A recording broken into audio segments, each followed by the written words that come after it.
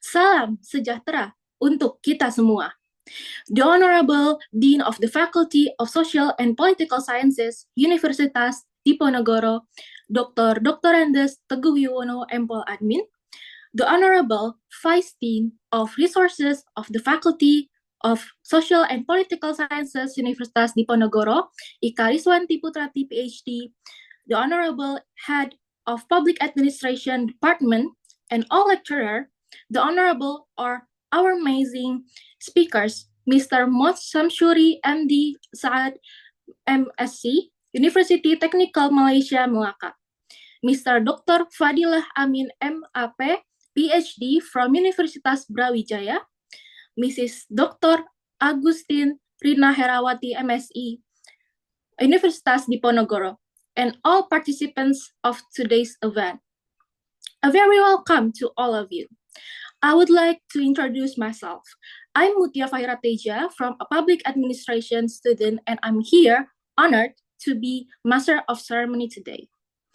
We are gathered here today for a special visit from our special speakers.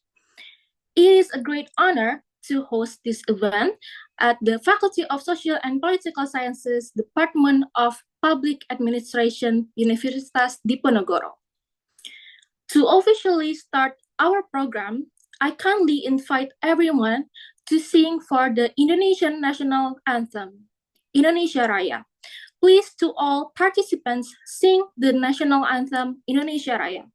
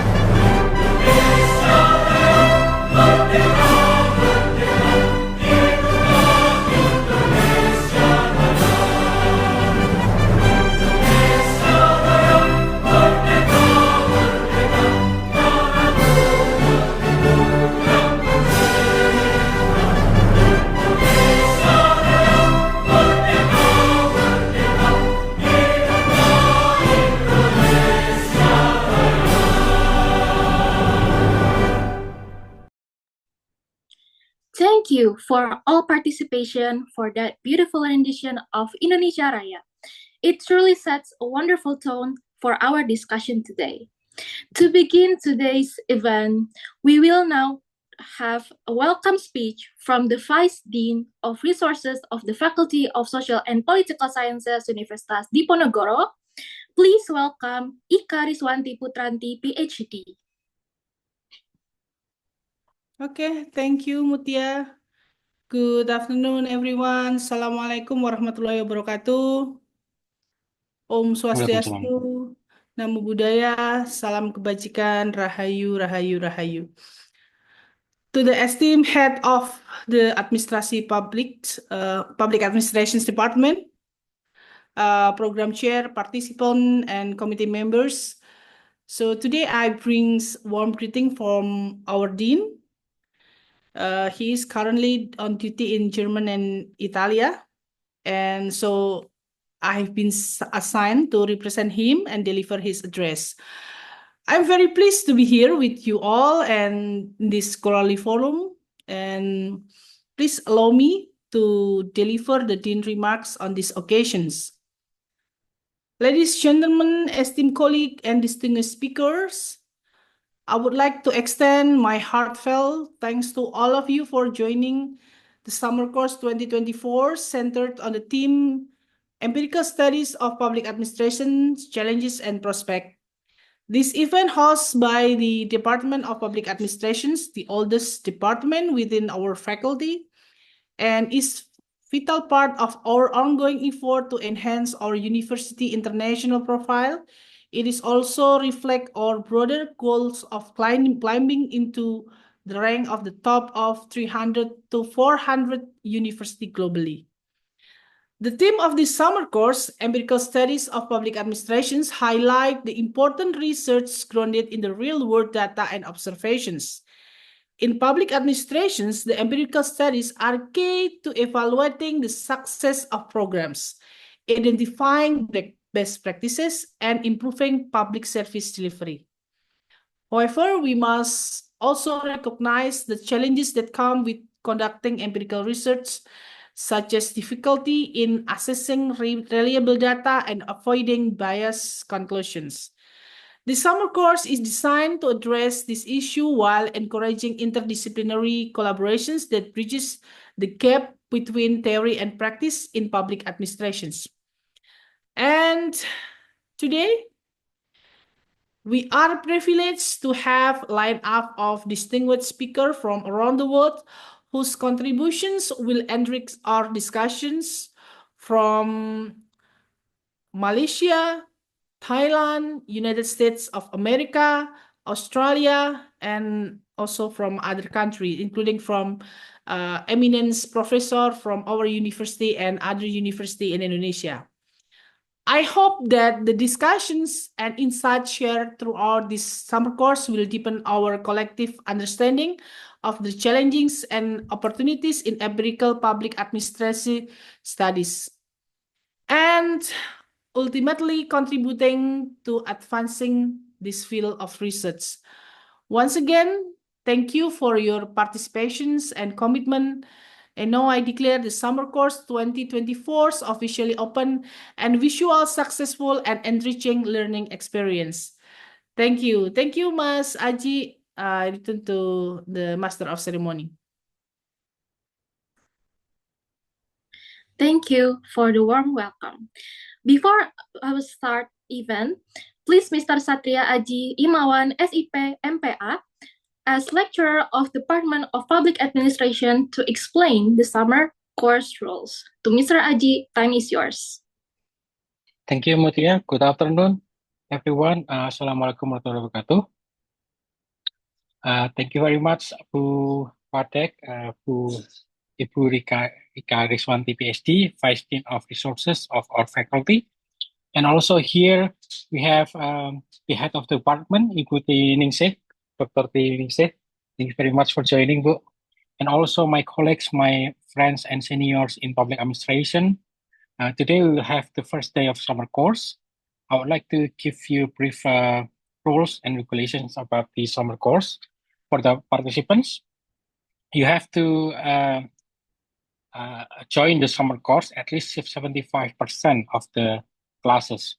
So around four from five meetings. But we hope you are stay with us until Friday. So it is like a week summer course, because then that is a requirement to have an e-certificate. But also we would like to ask you to giving opinions, asking questions and arguments as well, while a summer course held day by day. And also we will give you assignment.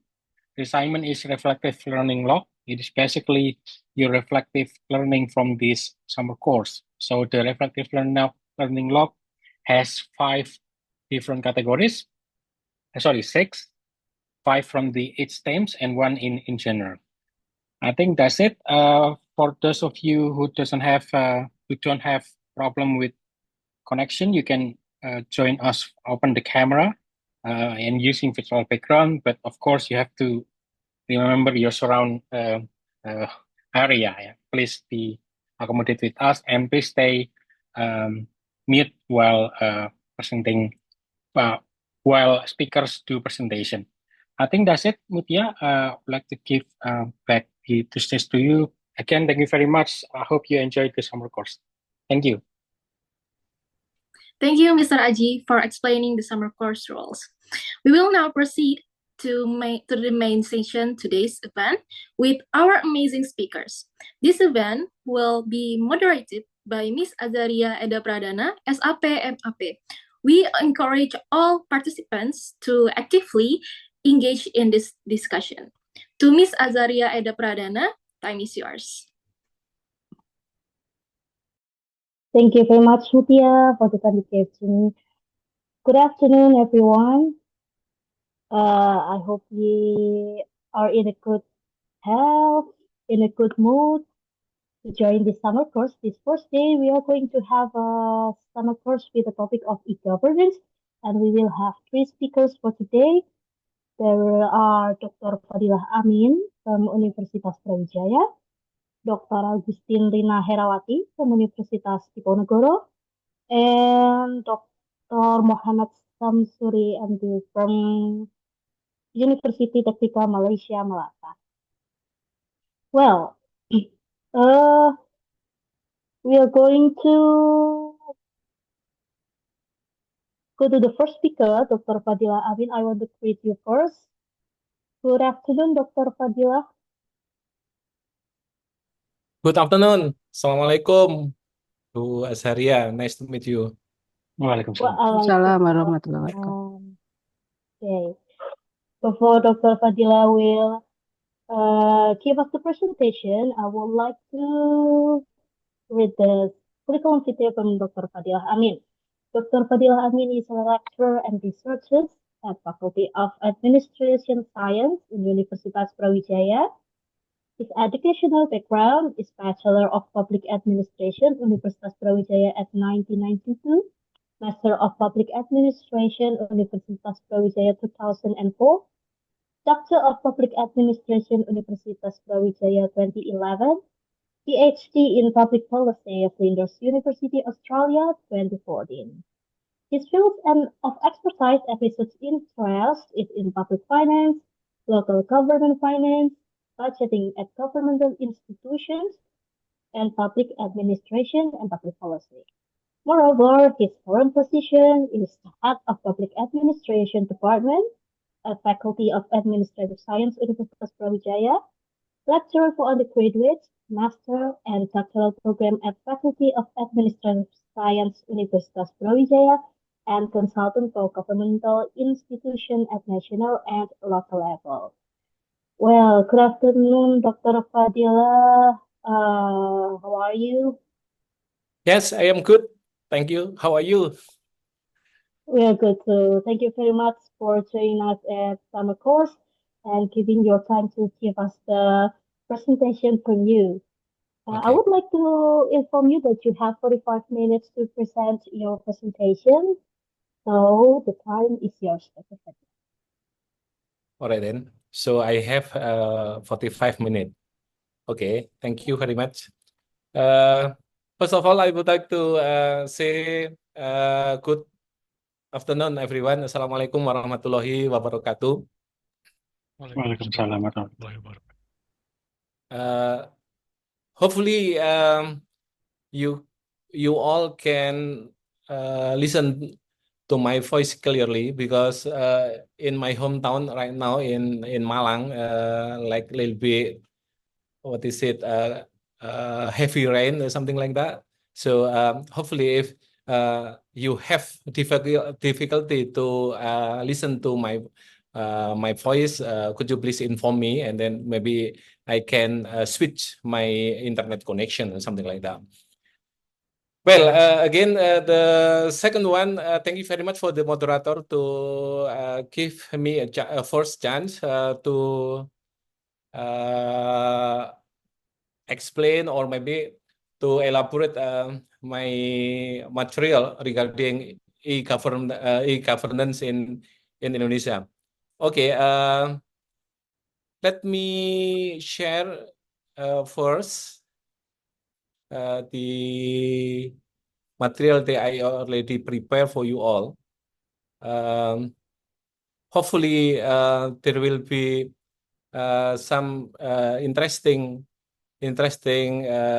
material in here, so we can discuss it later on after I finish presenting this material.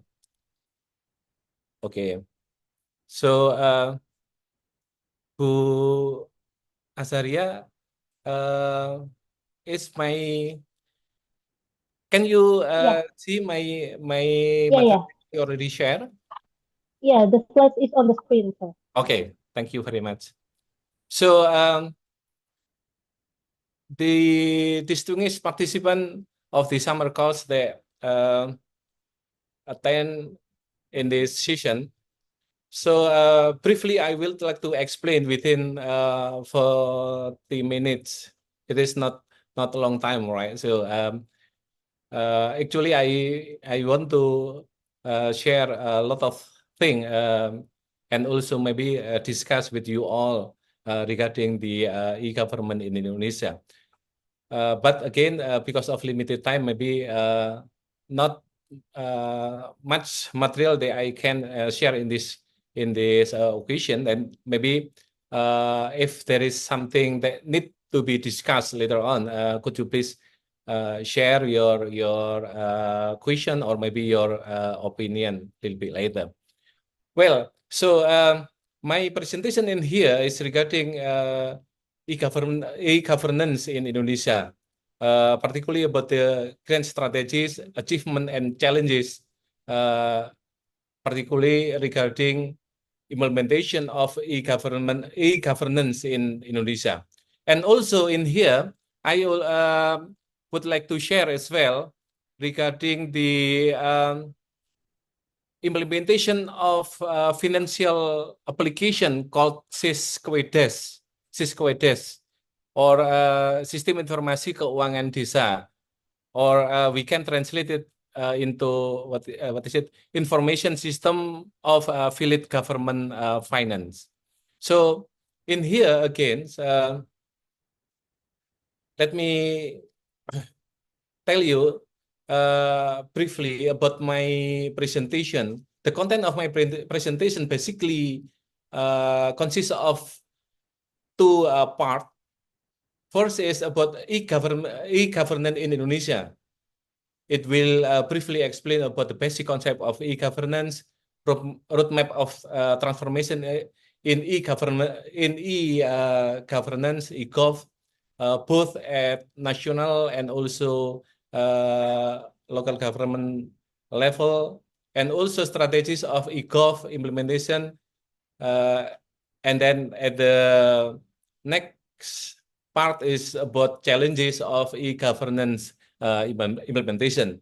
Of course, it will be at national level. And also, the second part of my presentation will be about SISKWEDES that I already mentioned before. First is about the explanation briefly about SISKWEDES itself.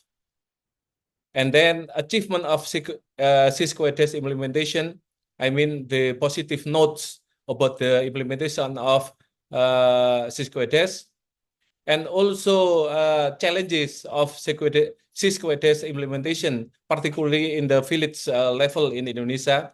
And finally, I also give some recommendation regarding policy agendas that would like that should be done by Indonesian government to improve the implementation of Cisco EDS in Indonesia. Well, in here we can briefly know about the meaning of e-governance itself. So e-governance is about electronic governance, or e-gov. We already familiar with this term actually. Is the application of information technology for delivering government services, exchange of information, communication transaction, integration of various standalone system between government to citizen, G to C, something like that. Government to business, G to B, government to government, G to G, government to employees, G to E, as well as back office processes and interaction within the entire governance framework. So again, in here, using e-governance, using e-gov, government services are made available to citizens through IT. It is the most important thing that we have to underline in here. That is, any services provided by government will be available for citizens through IT, information technology. So the three main target groups that can be distinguished in governance concept are government itself, citizens, and business or interest group or other interest group. Government, citizen, and businesses or other interest groups. So it is that need to be highlighted that about the three domain of the that become a target group of implementation of e-gov itself. So according to World Bank, e-gov or e-governance itself means that government-owned or operated system of information and communication technologies that transform relation with citizens, the private sector, and or other government agencies, so as to promote citizen empowerment, improve service delivery, strengthen accountability, increase transparency, or improve government efficiency. So again, from here, e-gov itself has big purposes. First is citizen empowerment. So we can empower citizens in here. Improving service delivery, strengthening accountability, increasing transparency, and improving government efficiency as well. So a lot of and very great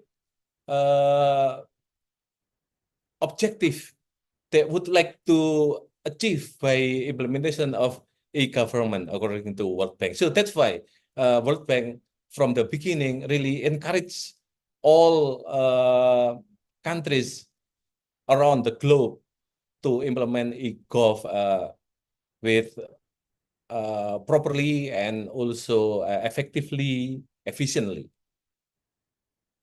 And then we can identify some note about role of ICT, internet communication and technology in governance itself.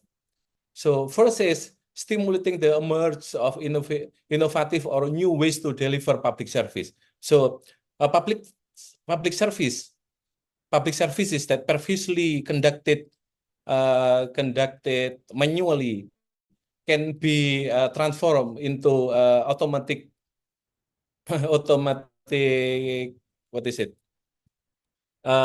automatic ways and innovative ways. of course, it will increase the quality of public service provided by government. And then the second one is the supporting and facilitating process of decision making and its implementation. So using IT, using information technology and so on and so forth, it will make decision making process become quicker, become easier, become faster, something like this, become more efficient and more effective. And then obviously, and here about the role of ICT in governance is entirely focuses on a technical aspect of automating tasks previously executed manually.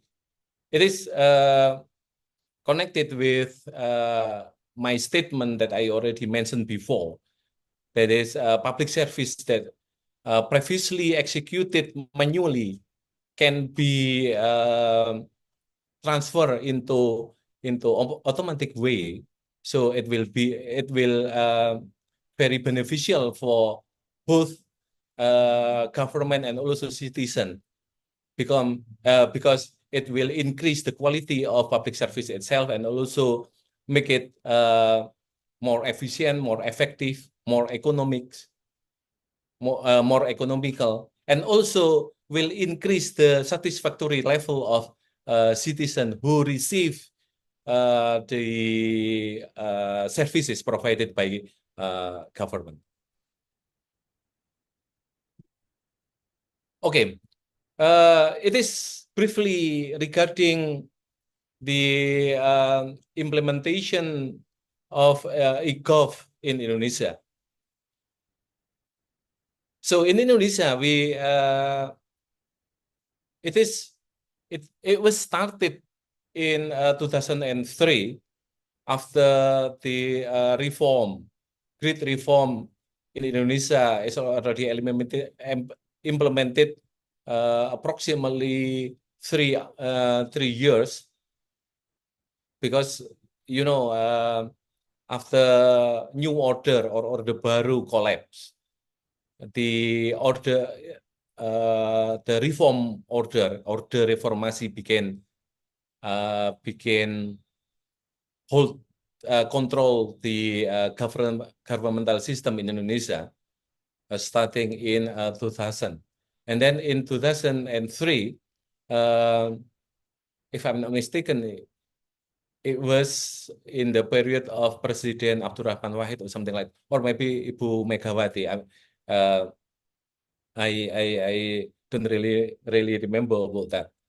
2003, the President of Indonesia has already issued the presidential instruction concerning national policies and strategies to develop e-governance.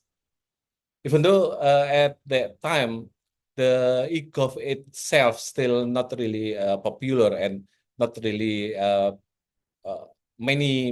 not many people knows about this term. But again, because of the support or maybe the demand from the World Bank and also other international institution that I already mentioned before.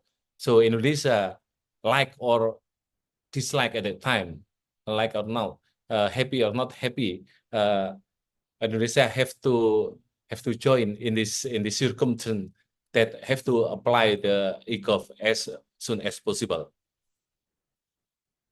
So following the president instruction in 2003, the Ministry of Communication and Information at that time has issued serial guidance to implement infrastructure development of governmental portal, something like that. Management system of electronic document, master plan for developing institution of e-governance, and then also managing website at local government level. So at that time, both at national and local level, Ministry of Communication and Information has already circulated the instruction at the ministerial level and also local government level to encourage the preparation to develop implementation e-governance and also to implement it properly to deliver public service. It is kind of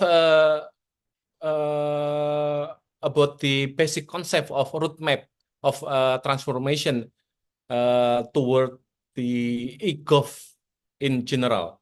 It is the roadmap created by World Bank at that time. So many stages or many steps that have to be conducted in this particular context to prepare and to implement the e-government itself. So in here you can see about something that what is it, the color of what is it, the purple is it?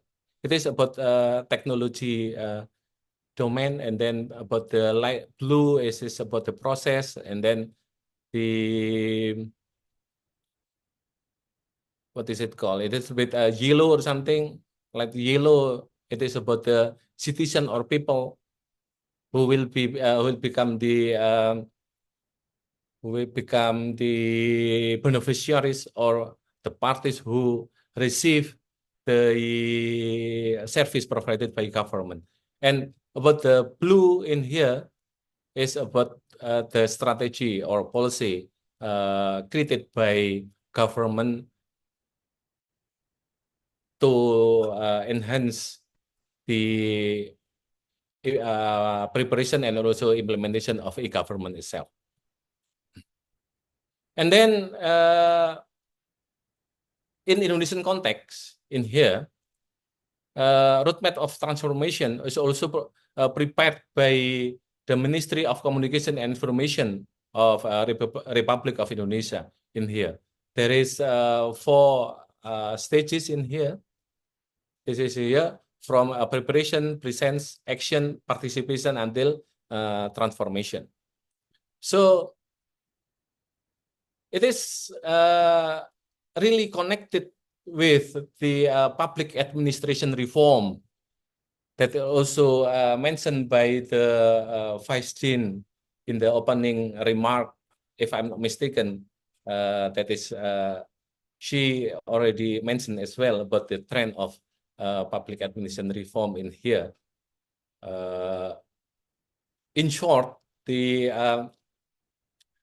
reform in public administration context in here is to produce good governance. You guys, I think we mostly, most of us mostly know, I think, or understand about the principle of good governance itself. That is consists of like transparency or participatory and so on and so forth. So in here, again, the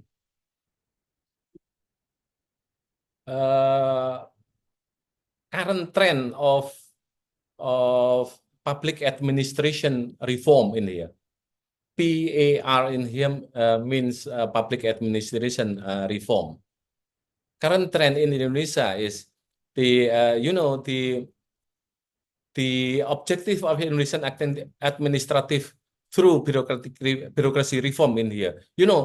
Right now the Indonesian government through Kemenpan RB right now, a Ministry of Empowerment of Civil Apparatus and Bureaucratic Reform, Kemenpan RB, has already released the roadmap of bureaucratic reform. So this bureaucratic reform, one of the main objective of big purposes is develop developing Indonesia become a world-class governance in 2025. 2025 is still is next year, right? So it is already a very short time to get this thing. Yeah. So 2025 again, it will be next year.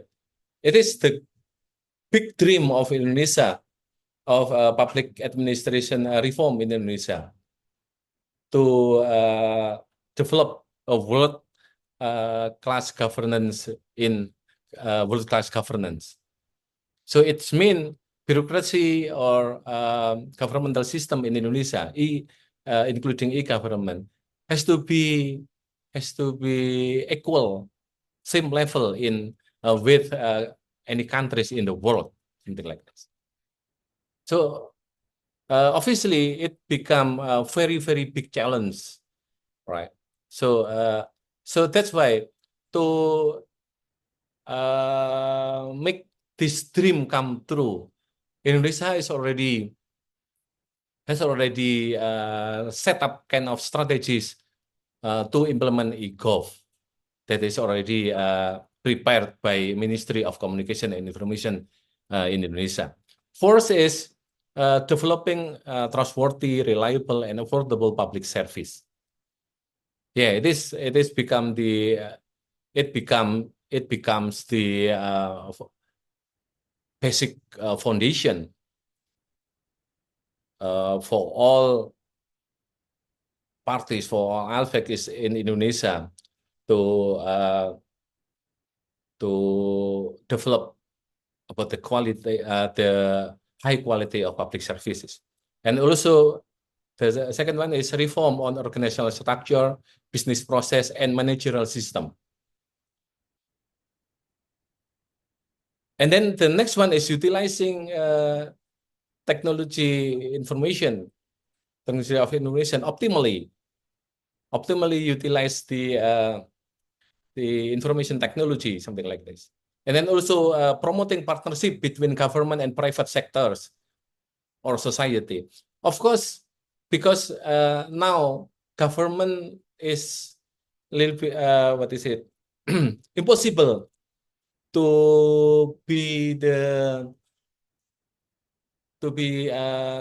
if they want to act alone. Yeah, they have to collaborate with some parties, including private sectors and also community, to improve a lot of various public service and also the numerous development activities. And then the next one is improving quality of human resources and e-literacy. It is the big job as well, how to improve the quality of human resources, because you know the human development index of Indonesian citizens right now is still considerably low, right, compared to other countries in Asia. In Asia, we still a little bit left behind. Of course, we compare in global level, in national level, Indonesia again still very left behind compared to other countries. And also in here, the last one, the grand strategies of e-gov implementation is expanding realistic and measurable plan of implementation. So it is very important to create the plan that is measurable and also realistic thing. Because if we create the very big plan without considering the existing condition, it still become dream, and it is very difficult to make it real. after we know about the strategies, current strategies of e-gov implementation in Indonesia, we also already have some notes, some list of challenges of e-government implementation in Indonesia. First is about what is it? In international level, yeah, comprehensive master plan and national strategies remain in development process. So there is no the settled strategies and all. The settled master plan and national strategies. It is still not totally absent. Already there is a master plan, but not settled yet. I can say something like that because it is still the process and until when this kind of process, we just expect that this kind of process can go smoothly, and then maybe it can be processed. It can be processed a little bit quicker. So we will have a settled strategy for the long time or something like this. In the ministries level, the synergy and harmony between the ministry haven't been optimal yet, because like the phenomena of silo, what is it? The sectoral egoism, something like this is still prominent in Indonesia. Not only in the ministry level, but also in the at other institution, like in the local government and so on and so forth. In here, we can see as well at the local government, that is local autonomy. Each local government has different priority on e-gov implementation. So it is the negative impact, I think, quote unquote, negative impact of local autonomy, because local autonomy in this context of local autonomy, each local government has to be like good for performance. So each local government extremely work hard to get the good performance in this local government. So they tend to ignore the collaboration or cooperation with other local governments, something like this. So the most important thing, the atmosphere, the framework of their thinking is like, the most important thing is the performance of our government is good, regardless the performance of other local governments, something like this. So in the society, phenomenon of the digital divide remains prominent and wide. Yes, it is. The gap of literacy, digital literacy is still remain different between the group of well-educated people, something like that, and low-educated people, and so on and so forth, something like this. So, and within community, low comprehension on e-governance, something like that, because a lot of people still don't really know about the e-government and also its benefit of e-governance. Regarding funding, limited funds available for developing proper and advanced information and communication technology. Yes, we still face the limited budget to prepare, to provide advanced and proper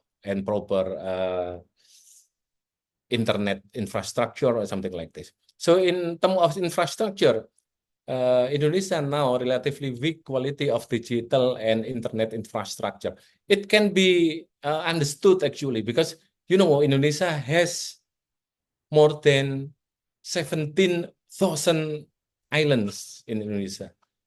Very wide territory. So that's why this challenge as well for Indonesian government to provide equal internet connection within very wide territory, and also more than 81,000 villages in Indonesia. You can imagine it is very wide territory, and very wide, very so many people that have to be serviced, something like this. Okay then. So after we I have approximately 15 minutes again. So after in the national level, I will move on to the very local level, not local government in city or a regency or something like that, but it is more local in the village level. It is about the SISCOEDES, information system of village government finance. Why I would like to share this material about this SISCOEDES itself, because village located particularly located in the rural area, it is the lowest level of governmental system in Indonesia, and then they mostly have a challenge or also problem in terms of internet connection, on internet infrastructure, digital infrastructure, and so on and so forth. So that's why it is very interesting to share this kind of the result of the research conducted by myself with my friends about the achievement, about the implementation, achievement, and also challenges of information system of village government finance. It's called SISCOEDES itself. So regarding this village in Indonesia is already stipulated in law number 6 of 2014. It is about it is the newest, the highest constitution regulating village government in Indonesia. So in here, starting in this law, in this constitution, starting 2016, village government have been obligated to apply SISCOEDES in here. Yeah, information system of village government finance since 2016. So it is already approximately eight years ago. All village government is already obligated to apply this kind of information system. So the SISCOEDES itself is a financial application developed by BPKP, Auditing Board of Finance and Development, in collaboration with Ministry of Home Affairs and Ministry of Village Affairs. So this financial application enhance the principle of accountability, transparency, and participatory in managing village government finances. So again, the main purposes, the main objective of this application is to increase the accountability, the quality of accountability, transparency, and also participatory in the village level in managing village government finance itself. So in here, SISCOEDES manage village government fund consisting of village own revenue, the revenue collected by from the village itself, and then transferred from funds from central government. It's called dana desa or village fund, and also funds transferred from local government. It's called ADD or alokasi dana desa. So a lot of things that is managed by SISCOEDES, this kind of application. So features of Sysquidis in here about the planning of village finance, budgeting of annual village government budget, annual village government budget, and then administration of APBDES execution. APBDES is annual village government budget, right? So like APBN in national level. And also the Sysquidis produce a report on accountability of APBDES utilization and also asset belong to village government level. And then finally also development program. So it is very, very important, right? So this kind of application give or produce report in three aspects. It is very, very important thing. First is accountability of village finance, utilization of village finance, and also report on asset belong to village government, and also the report on development program.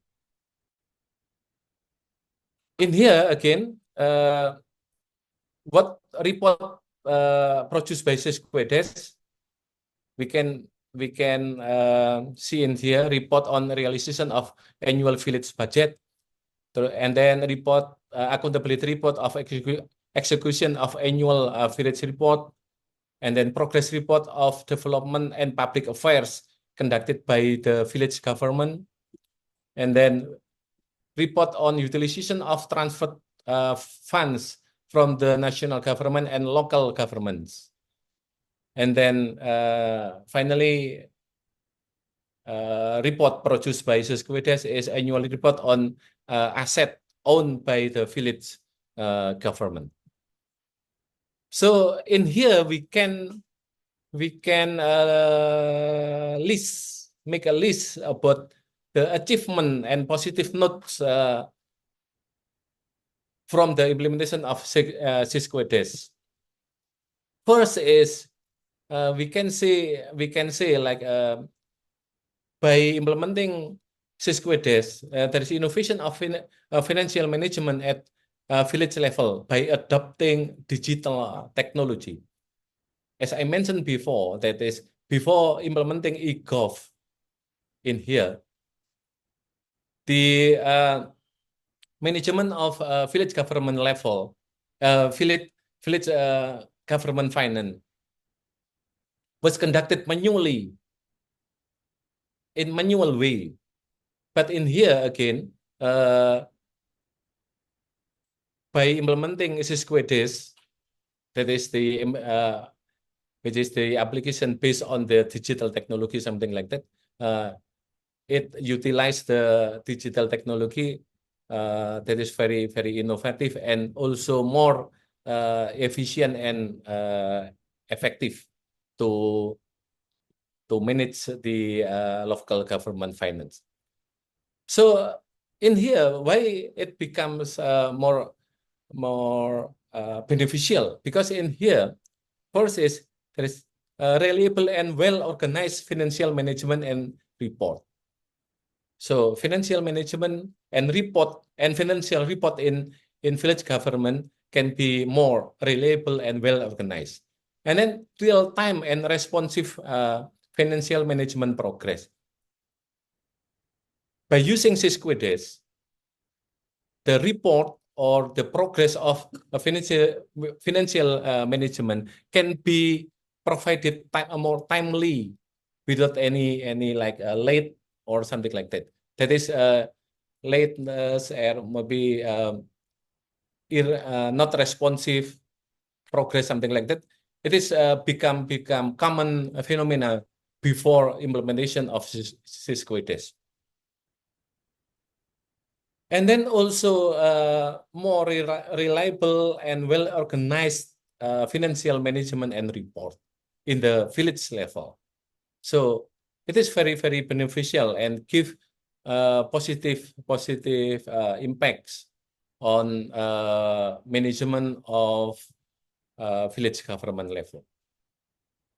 And then other positive thing we can say in here about accountable, economical, efficient, and effective financial management, right? So financial management in at village level that previously conducted manually, it was lot of problem arise in this era before implementation of Cisco-IDES.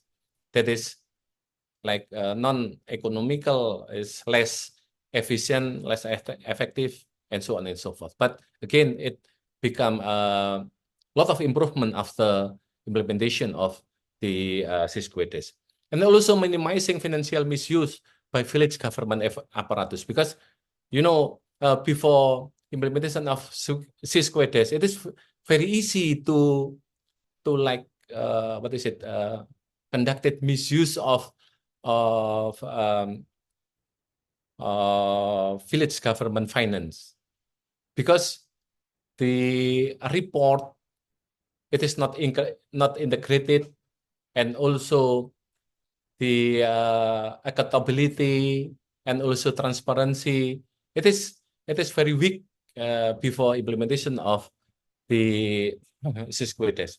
By implementing Cisco-IDES, this condition can be improved very significantly.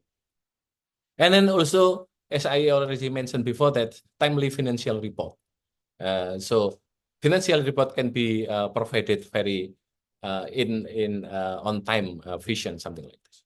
So, but in here again, a lot of challenges that is become homework for the policy maker in Indonesia. First challenge or first obstacle that arise in implementation of Cisco-IDES itself.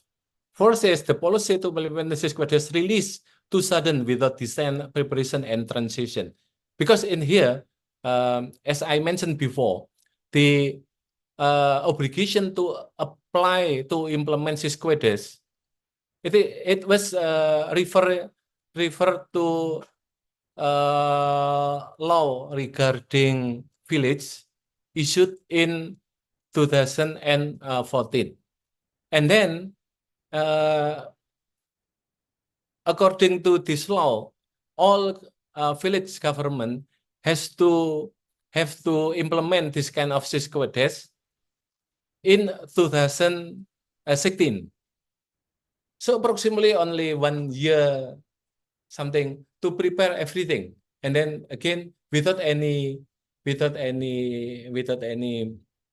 exception, all village government have to apply this kind of application called Cisco-IDES.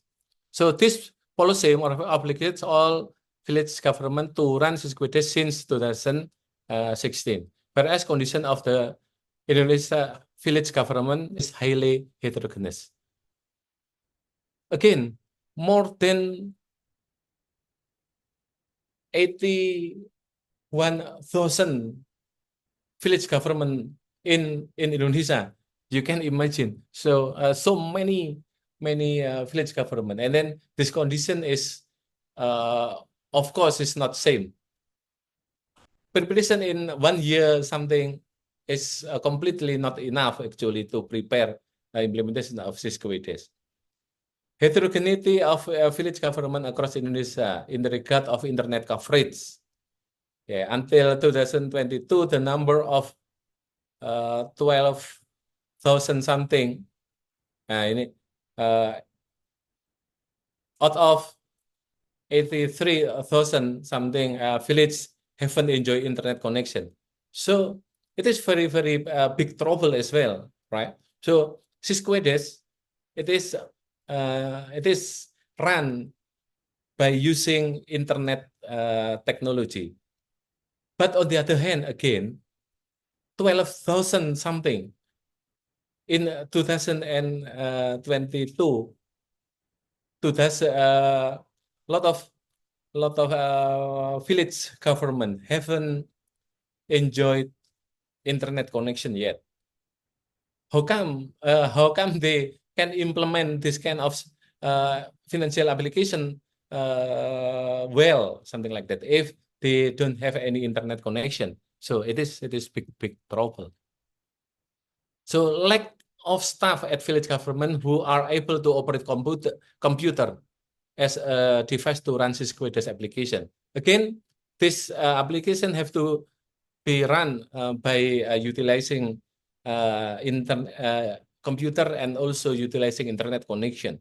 But again, a lot of village government staff are unable to operate computer and also totally don't understand about internet and so on and so forth.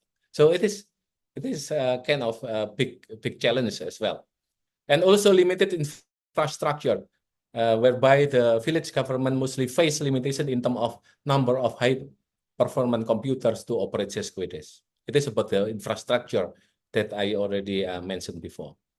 So the next challenge is improper training and dissemination regarding technical guidelines or on Sysquidus operation.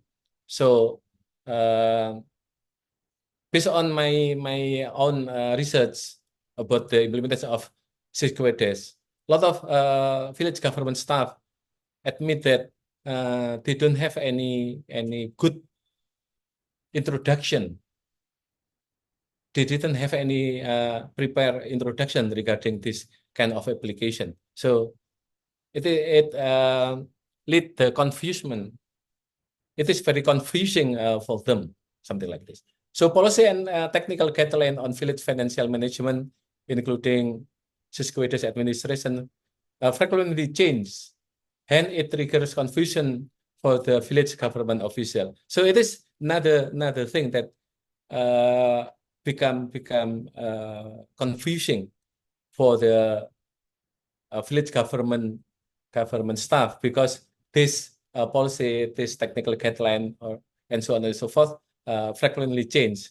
There is a new guideline issued last year, and then this year it is already replaced by new guideline or something like this. So it become confusing for them. So in conclusion, I can see that is the implementation of Sysquidus, that is financial application that apply the principle of e-government, has been significantly contributing to develop village government financial management. So financial management become more efficient, effective, economical, accountable, reliable, timely, and so on. However, great effort have to be carried out by the Indonesian government to seriously improve existing condition. So therefore, the Sysquidus will be more useful and beneficial as a tool for managing village government budget and finances. Again, Sysquidus has already produced a lot of benefit for managing village government finance. However, again, on the other hand, still there is a lot of challenges that have to be seriously conducted by Indonesian authorities to resolve this kind of problem. So that's why in this context, I already provide some recommended policy agendas. First is widening internet coverage, because again, more than 10,000 village governments still haven't enjoyed internet connection. And then the second is providing good and high quality infrastructures, particularly computer device for village government. So it is become the main tool for the village staff, so they can execute the Sysquidus smoothly, something like this. And then the third one is increasing capability of village government staff. Yeah, and then conduct conducting proper training and dissemination on security operation and others. So again, it is very, very important as well. Other than providing good computer and internet infrastructure, it is very, very crucial as well to make or to develop the ability, the capability of village government staff in order to be able to operate computer and also internet nicely, so they can implement the sysquedes. It is very as guided by as expected by national government. I think that's all my presentation for the first session. Again, around maybe a little bit longer than this already provided. In my time is 48 something minutes. Apologize for if there is prolong of my presentation. Thank you very much. Thank you very much. Thank you very much, Dr. Fadila. Even though it's over 10 minutes from the timeline, I cannot stop it since it is very interesting presentation. Well, there are some points I can highlight from your presentation. First, we know that ECOG plays a very important role in promoting citizens' empowerment, improve service delivery, strengthen accountability, increase transparency, and improve government efficiency. ECOG is a big challenge for Indonesia, and Kominfo already prepared 6 strategies for Indonesia to be world-class governance at 2025. But we face an obstacle such as internet connection doesn't reach the rural and villages area in Indonesia at about 10,000 spots of rural in villages area Indonesia. So we know ECOF is based on IT and IT needs internet connection. Well, for all the participants who want to ask, you can raise your hands or write your question in the chat. But we are going to have the Q&A and discussion session after all 3 speakers have presented their presentation. Well, once again, thank you very much, Dr. Fadila, and I hope you stay here until the Q&A session. Thank you.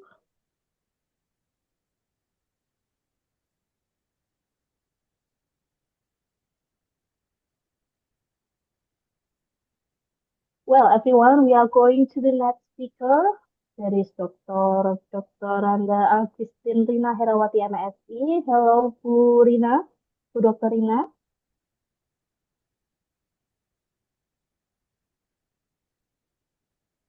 Bu Rina.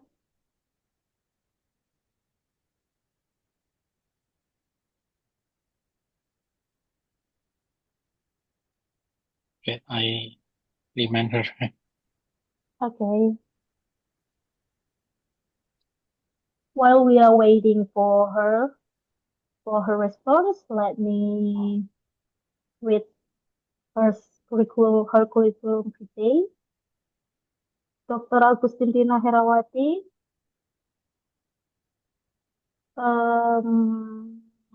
educational background is doctoral degree in public administration, Universitas Indonesia. Her teaching focus is public policy, public administration etiquette, and legal drafting.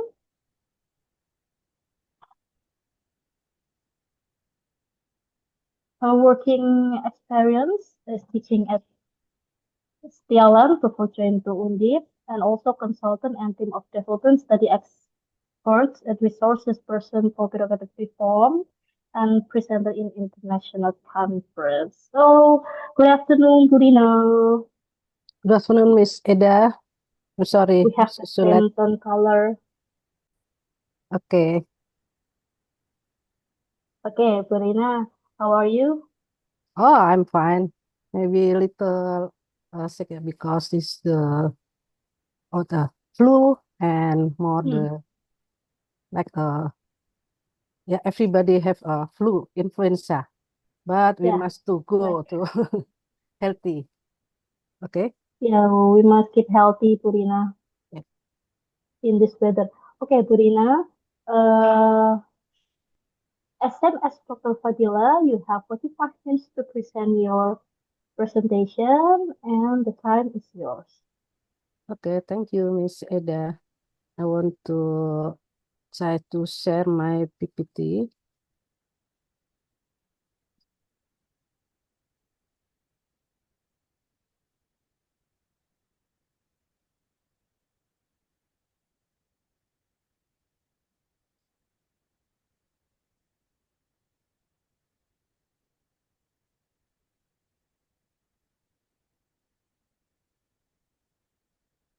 Is that clear? My PPT is clear, Miss Eda? Yeah, the slides is on the screen perfectly. Okay, just a minute. Okay. I want to say good afternoon to everybody. And for the first time, I want to say that many material that we can have to learn about the electronic governance from the Dr. Fadilah. Yeah. In my PPT, this is maybe completed. How about the eGov, especially in implementation about the eGov in smart kampung concept in Banyuwangi. So the definition eGov, I can resume that the definition of eGov is about the technology-based government system to increase efficiency, transparency, and public participation. And how about the smart kampung concept? Smart Kampung concept is the digital technology-based village development initiative to improve public services, citizen participation, and community welfare. And then how I guess study from Banyuwangi Regency because the Banyuwangi Regency has become one of the pioneers in implementing smart village in Indonesia. And this is the background of the Smart Kampung in Banyuwangi. From the beginning of program, the beginning program launched in 2016. This is the Smart Village is a program that integrates technology in public services in village. The main purpose is improving public services in village, creating transparent and participatory village government, and supporting the local economy. And then the program coverage is application of technology in the fields of education, health, administrative services, and economics. And this is the theory of digital governance, like Dr. Fadilah take the definition of digital governance. I take from the World Bank too. Definition of digital governance is the utilization of information and communication technology, or ICT, to strengthen decision-making processes, improve public services, and expand community participation. This is more aspect. One the aspect is the efficiency. This means efficiency is increased efficiency in administration and public services. And aspect two is transparency. Transparent is opening access to public information to create a more accountable government. And then the third aspect is about the participation. Participation is encourage active participation of citizens in the decision-making process. And then the more of the aspect from the theory digital governance is about the collaboration. Collaboration between government, society, and the private sector. And this is the smart kampung components in Banyuwangi. Component one is digital administration services. There's have a registration of KTP, KK, and other important documents is done digitally through the services center in the village. And the component number two is digital training for citizens. This means it's ICT training for village residents to increase digital literacy and economic capabilities. And the component number three is health and education monitoring. There is an implementation of technology to monitor health and education, such as telemedicine and distance education programs. And then the important things for the smart kampung components in Banyuwangi is open access to information. This means is village website and public information system to facilitate transparency in village budget management. And this is the implementation of e-governance in Smart Kampung. There's a technology integration.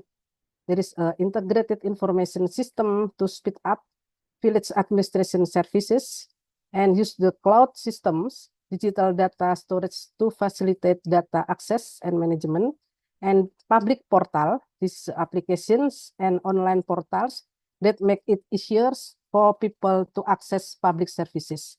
And then the role of village governments, village heads and village officials as leaders in implementing technology for public services.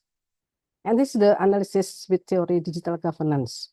One of the analysis, I think, is there is efficiency because the implementation of smart village has increased the efficiency of administrative management and public services, reducing time and cost for residents. And number two is transparency. Transparency, an open information system allows citizens to monitor the use of village budget and ongoing projects. And number three is participation. Community participation increased through digital forums and complaint platform provided by the village. And then the most important, it's a collaboration between village government, district government, private sector, and village residents to jointly develop village through technology. And this is the challenges in implementation. Number one is infrastructure limitations. Number two is community digital literacy level. Number three is about human resources. And number four is challenges about the program sustainability. And this is the benefit of e-governance Smart Kampung. There is improved service access.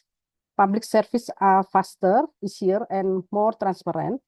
And about the public welfare, benefit for public welfare is about the training and access to technology support local economic development. And the benefit to participation active citizen, there is residents are actively involved in the village decision-making process through digital media. And then the benefit about the government transparency, it is easier for the community to monitor the running of village government. And this is for the conclusion and recommendation. For the conclusion, the implementation of e-governance through the Smart Village program in Banyuwangi Regency has shown positive result, although there are still challenges that must be overcome. And how about the recommendation? Recommendation, it is necessary to improve digital infrastructure, technological literacy training, and strengthen collaboration between parties to maintain program sustainability. And this is the reference that I take for our PPT, many reference from Ardiasa, from PUPR, from Fitrianti, from Mariam Siti, from Mahardika, and then more reference. And this is the video Smart Kampung Banyuwangi Java Indonesia. Let's see the movie with a minute.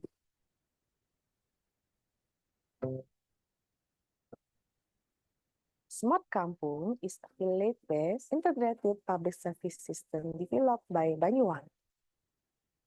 We call it integrated because it consists such as public services.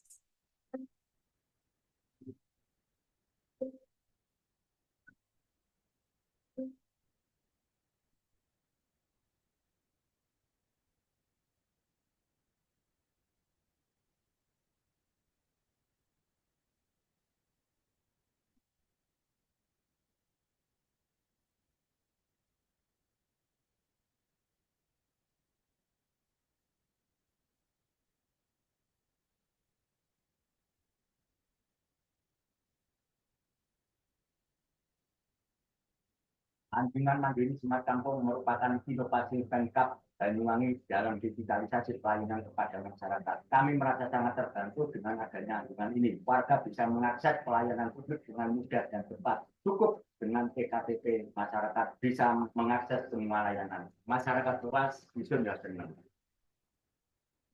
People can access that system just using the national identity, all managed in one system, Smart Kampung.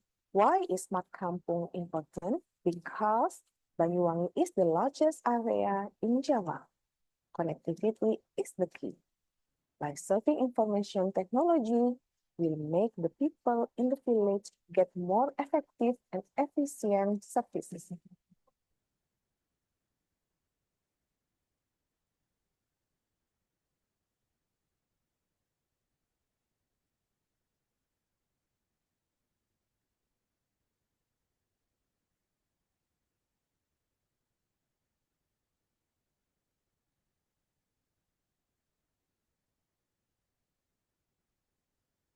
Okay, I think the material for me is finished. Maybe we can share to the discuss. Thank you, Miss Eda.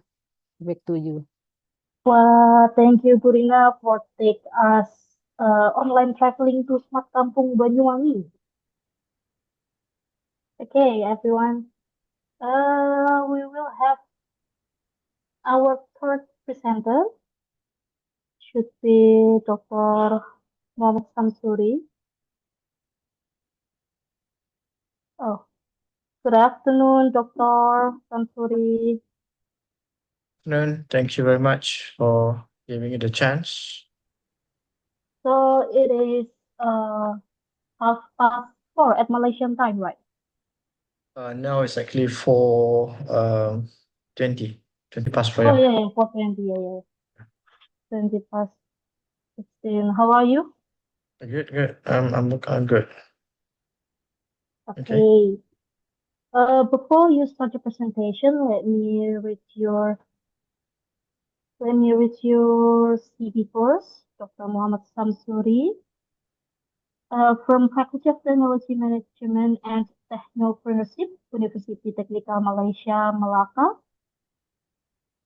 With educational background, Master of Science in Corporate Communication from University Putra Malaysia, graduated in 2001. BA Hans Communication, Organizational Communication, International Islamic University Malaysia, graduated in 1998. And Matriculation Certificate, Human Science, graduated in 1994. So Dr. Samsuri, as same as the previous speakers, you have 45 minutes to present your materials. The time is yours. Thank you very much, Madam Chairwoman or Chairperson, ladies and gentlemen. Thank you very much for giving me the opportunity to actually share something from Malaysia. The material is actually looking at from vision to reality, leadership's role in shaping Malaysia's e-government. Assalamualaikum warahmatullahi wabarakatuh, and a very good afternoon. My presentation today is actually looking at the use of digital technologies in Malaysia public administration to enhance service delivery, where we will focus on the role of leadership in terms of steering digital transformation in Malaysia. And therefore, we will see in terms of the beginning of e-government in Malaysia, and then looking at the development and who are the leaders responsible for developing and what we call progressing e-governance in Malaysia. As you all know, in terms of development of the country, before 1980, Malaysia is actually known as an agrarian country. What I mean by agrarian is actually Malaysia was known to be a country that relies on agriculture. That was actually prior to 1980. And when Pak Mahathir came into power in 1981, he was determined to actually transform the country from an agriculture country to and industrialized country. So we can see very fast development happen post 1981, where the country focused on attracting what we call foreign direct investment for companies from overseas to come and set up their what we call factories, their organizations in Malaysia, for primarily focusing on manufacturing, assembly, and whatnot. So that was actually when we started moving from agriculture country to a more industrialized country. And then after in 1990, when he started, or 1991, when he started, to envision Malaysia's Vision 2020. That was the time when he envisioned Malaysia to be a developed country by 2020. And one of the what we call catalysts that he foresaw at that time was actually moving from what we call the lower income group, towards a more high income group country, income nation country, moving from lower what we call technological chain of assembling what we call products or technology towards transitioning towards what we call the digital technology. I think in 1990, it's actually quite famous when we talk about a knowledge economy. It was still not digital economy, but we're talking about knowledge economy. And knowledge economy is actually what we call, it's actually the main what we call the main not to say what the main thrust, is actually digital technology. When we talk about computers and whatnot. So that's when he together with Putrajaya, which is actually the new government administrative center. I think now in Indonesia you have your IKN, in Nusantara, right? So Pak Mahathir, at that point of time, when he envisioned the vision of Malaysia 2020, he envisioned Cyberjaya, or what we call multimedia super corridor in 1986, to grow together with the new government administrative center in Putrajaya. So the what we call the area is actually known as the multimedia super corridor, and the history of multimedia super corridor is actually it's actually imitating, or it is actually taking the idea from the Silicon Valley in San Francisco. So he envisioned that when Cyberjaya was actually set up, multimedia super corridor, set up, it will attract investment in information and communication technology in what I call the multimedia super corridor, where companies can actually come, set up their office in what we call Cyberjaya in Kuala Lumpur, given the status of multimedia super corridor, given tax incentive, for example. And the aim is actually to transition. One is to actually transition Malaysia from we call lower what we call income nations towards a more high income nations. Now moving towards lower assembly kind of focus to a more what we call digital technology based kind of economy. So we can see the aim is actually to position Malaysia as a global IT and multimedia hub, because I think early 1990s and towards the late 1990s, we are looking at the very fast we call development of IT. And the key components is actually Cyberjaya, and we talk about cyber smart city initiatives and MSC, or multimedia bill of guarantees, and it is actually very interesting in terms of multimedia super corridor bill of guarantees, where one of the clause is actually to attract foreign direct investment. There is actually a clause that guarantees no censorship on the internet, because this is actually one of the most fundamental kind of thing in terms of the development of World Wide Web. And as I said, the notable leaders was actually Dr. Mahathir Mohamad. He is actually was actually a very visionary leader. So looking at maybe 20 years ahead. in terms of what we call driving the development of Malaysia. And the quote is actually, MSC is our way leaping into the information age. It's actually a fast charging kind of platform to bring Malaysia from, what we call a country that relies on low technology towards, more what we call advanced technology in terms of the digital technology. And if we were to actually analyze in terms of the multimedia flagship projects, there are at least 7 what we call digital initiatives. One of it is actually My Card, which is actually KTP. In terms of, if you look at Indonesia, it's actually KTP, where atau kartu tanda pengenalan itu kalau in Malaysia, eventually the card becomes, an e-wallet, that stores information about the citizen of Malaysia. It's actually widely used now for several purposes, not only for identification of the citizen, but also as actually an e-wallet. Then we look at, e-procurement or e-Proland is actually an e-procurement where government project, for tenders and whatnot, they have to actually register for the companies to what we call to be able to enter for tendering and whatnot in the system.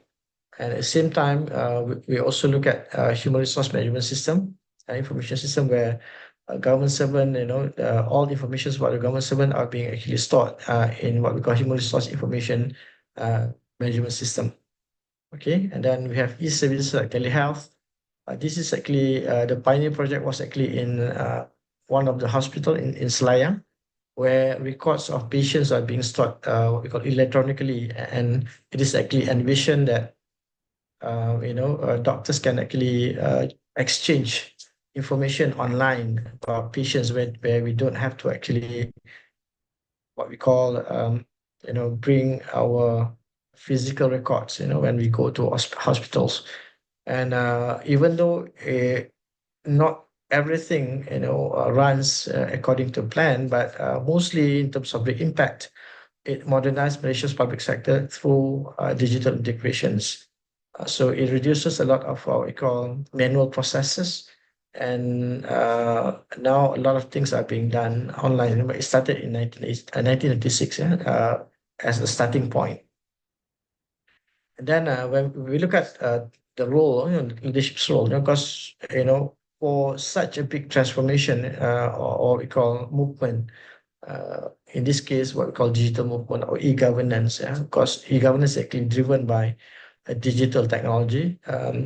It is crucial to understand that without visionary leaders and strong leaders, who have willpower, things will not happen. And it is in Malaysia, for Pak Mahdi, who was actually the longest serving prime minister for more than 24 years. The first term is about 22 years, and the second term is about 2 years. But the most significant time is actually when he started in the 22 years of his services, as a prime minister. Through his vision, he foresee a lot of things, and he sees that for Malaysia to avoid to be trapped in the middle income trap, digital technology has to be the what we call agenda of the country. And he's actually a strategic and determined what we call leaders. People are, when he started this kind of new initiatives, there were a lot of skepticism. There were a lot of what we call people looking down upon his ideas and whatnot. I still remember when he in the 1980s, when he started the what we call the north and south what we call expressway. Some people were actually skeptics. People didn't, people were criticizing him why there is a need, ataupun why there was a need to actually built, a highway from the north to the south, at that point in time, because it requires a lot of investment, billions of ringgit at point of time when the country is still actually, still developing. But after, 30 years or after 40 years, we can see, the highway or expressway, spurs a lot of economic, we call it activities and income for the country. The same thing as, the multimedia super corridor, sparks a lot of what called new developments in terms of the IT technology in Malaysia. Yeah, so we can see Cyberjaya as a smart city, still growing, as a city, even though it is actually not exactly as what he envisioned, because the failure of the new leaders coming in to continue his vision, but it is actually known as a smart city and whatnot. Yeah, still going on. And then it was actually we have this after him, we have Tun Muhammad Badawi, who was actually replacing Tun Mahathir. She continued the initiative, of e-government transformation program, strengthen public-private partnerships, but his different from Tun Mahathir, was more people-centric, more pragmatic, so the outcome is actually an improved service delivery through digital tools, to improve the human resource management system and whatnot.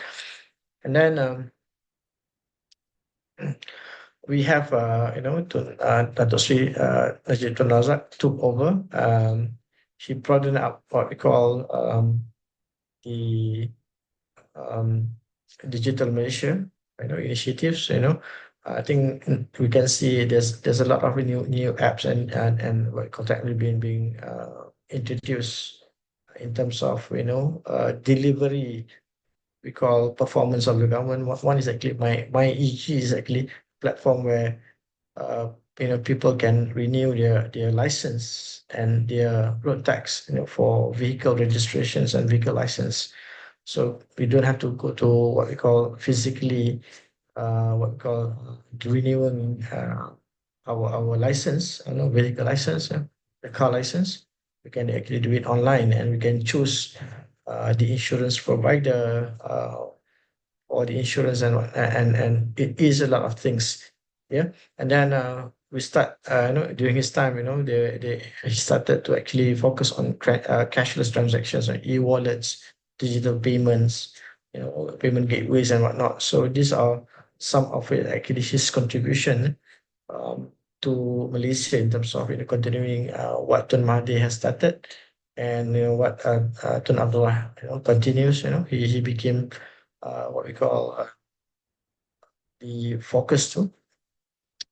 And then it was actually continued by Tan Sri Muhyiddin Yassin, who was actually the previous Prime Minister before Pak Anwar, looking at my digital blueprint, where the goal is actually to digitize 80% of public services by 2025. Still sets out to be a combination of initiatives and targets across the three phases of what we call implementation until 2030. The economic impact, it is actually expected that it contributes to 22.6% of the country, what we call gross domestic product. And fortunately, this was the time, when where I think in the history of the world, if we were actually, we faced COVID-19.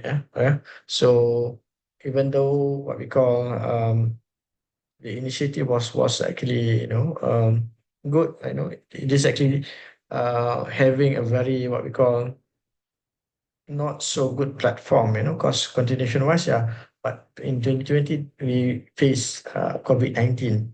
So when we talk about COVID-19, there were a lot of things that we cannot do. But I think in terms of overcoming or leveraging the technology, what the Malaysian government did was, I think, the same thing in Indonesia. the government developed what we call MySejahtera apps, where contact tracing, reporting, alerts, updating, of we call and also with vaccine management, was actually incorporated into the apps. One-stop center for the citizens, to what we call manage their daily lives in terms of their movement and whatnot. So it becomes something that is actually notable during the COVID-19. And I think again, when we start in 2020, we're talking about data-driven kind of what we call era, where we use in the 1990 we talk about knowledge is power, and when we talk about early 2020, for example, we started to talk about data is power.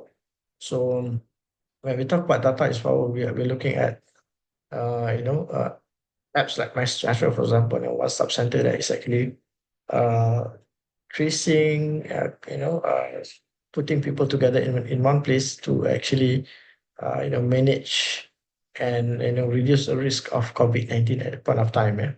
Because if we were not able to know, for example, one of the features of the app was actually to inform us in terms of, which area uh, in our states or in our neighborhood that has a very high what we call infected cases. So this is actually, by having people reporting, whether they are contracted or what we call with COVID or not, it allows people to be very careful, when where to move, yeah, which areas, what precautions they need to take. And so we're talking about, data-driven kind of what we call management, yeah. So and now the current focus is actually to integrate, Pak Anwar is actually integrating what we call all the data into what we call uh, several what we call technologies or several apps. For example, like my digital ID, yeah, is actually being identified as place where all the citizens are what we call inputting their data. And because I think eventually the goal is right now to manage all the data, to understand the population, and to make better decisions. Yeah, as leaders, we need to make it, especially when we talk about subsidy, because there are items that the government subsidize, where to, how do we manage, the allocation of the subsidy better so that, people that deserve to get the subsidy are being, given what we call the appropriate subsidy. So we have we have a numbers of subsidy. For example, like our fuel, our oil, is actually subsidized, by the government. So we have quite a lower what we call price for oil as compared to Singapore, as well as what we call Thailand. So we see a lot of what we call smuggling happening to what we call at the border, where people from outside or local people, they buy Malaysian fuel, and then they actually smuggle to the border to sell to Thai people or to Singapore. And the Singaporean also coming to Malaysia, for them for buying things and whatnot. So we have to avoid them using the local subsidy. So and then we have PADU is actually what we call social database, to look at household income and whatnot. So these are things, and all is about being inclusive, and ethics oriented, adaptable.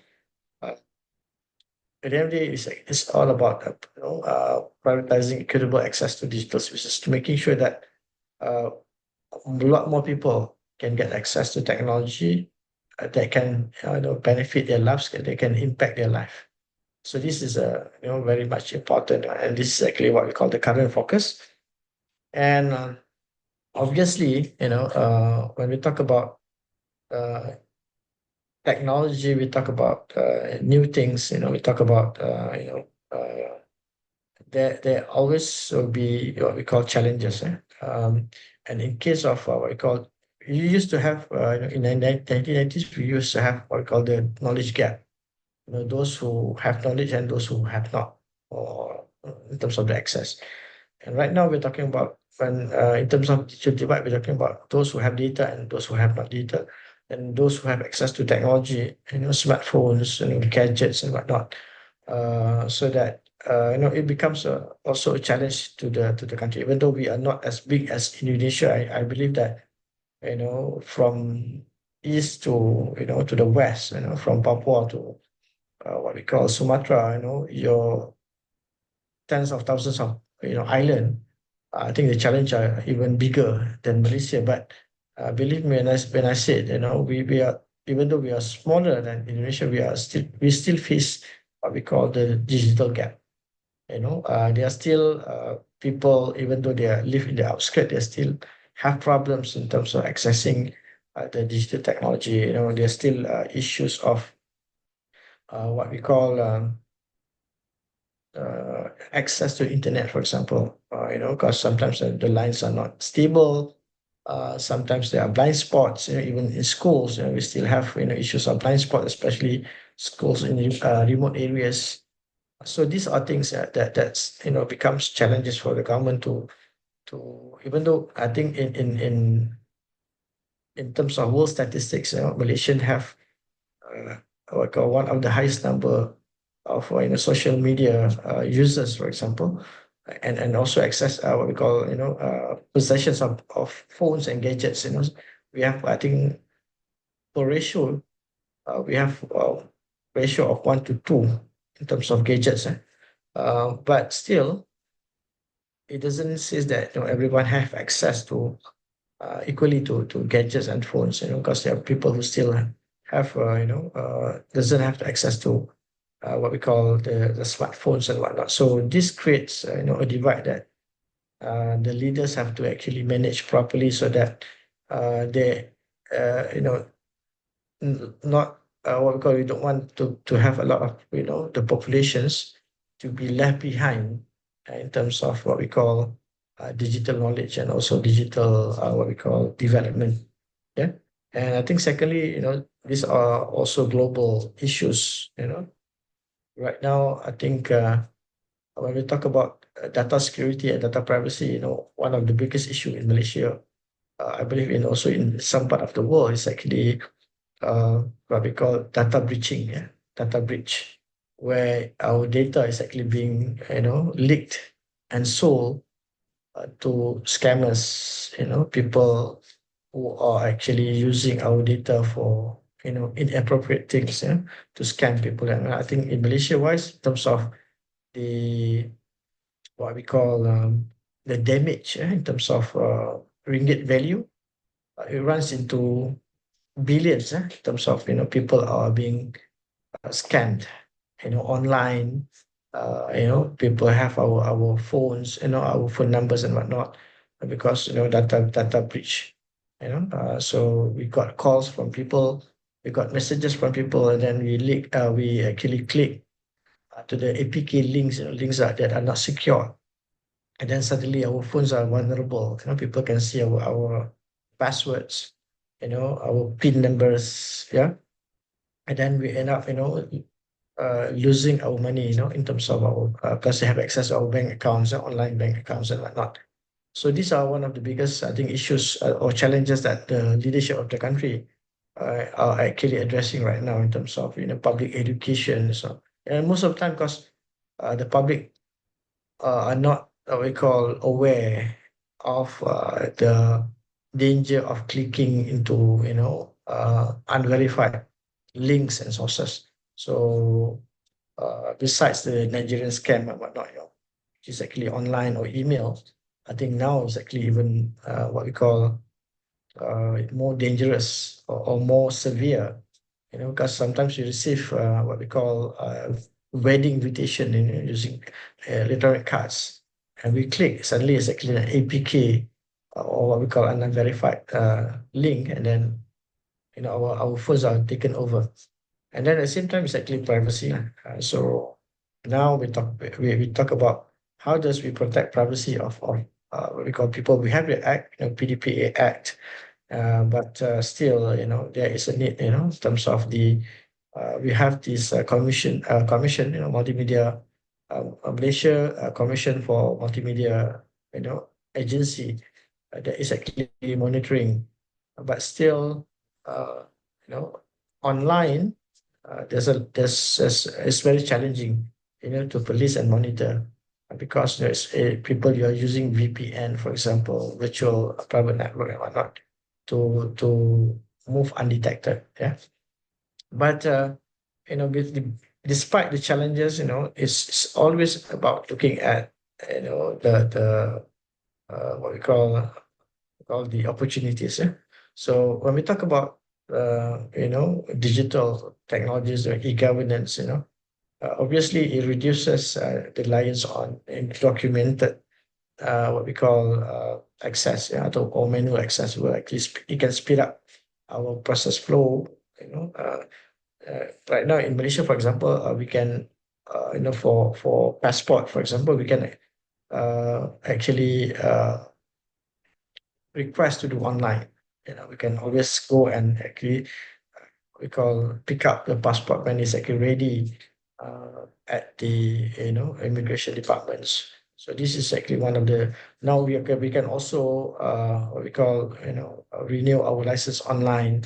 So when we talk about expanding the what we call the opportunities, these are some opportunities that contributes to a more efficient process, and more efficient process contributes to a more what we call increased economic gains. Yeah? And at the same time, to make sure we're talking about now AI, artificial intelligence and whatnot.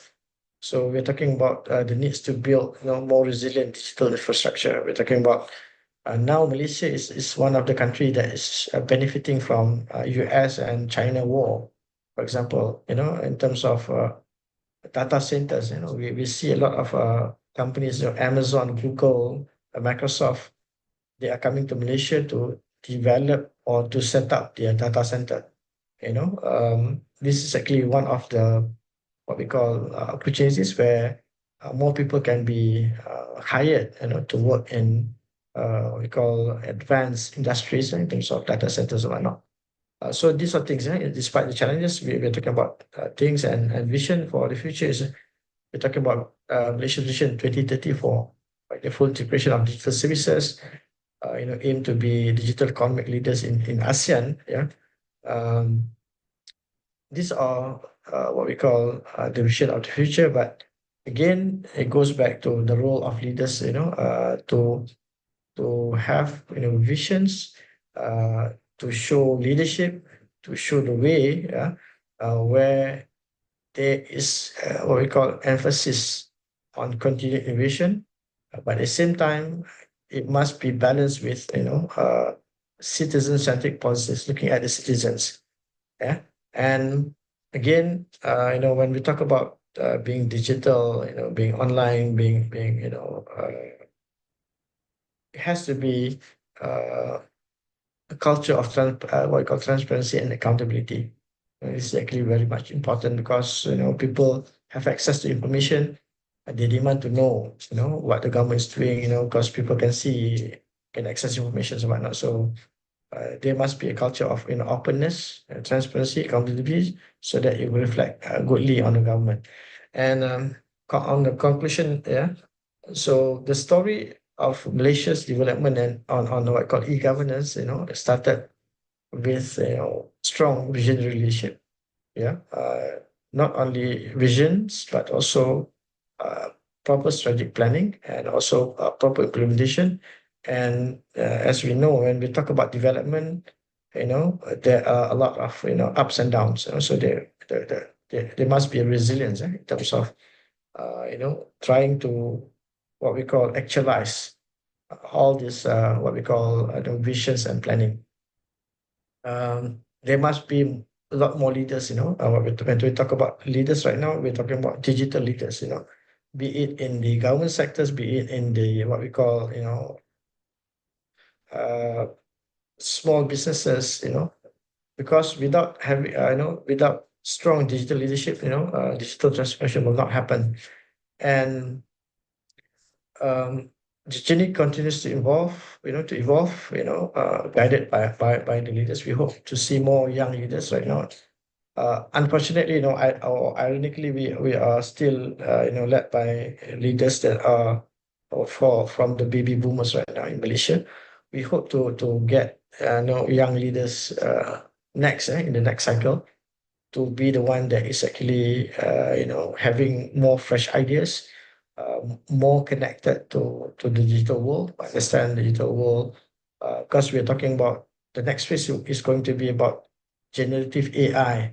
How are we going to actually manage the impact of AI? Because in some cases, AI will reduce what we call the job opportunity for those who don't have the skills, and majority don't have what we call the advanced skills. So how are we going to actually make sure that the country doesn't, fall back when AI is actually taking over?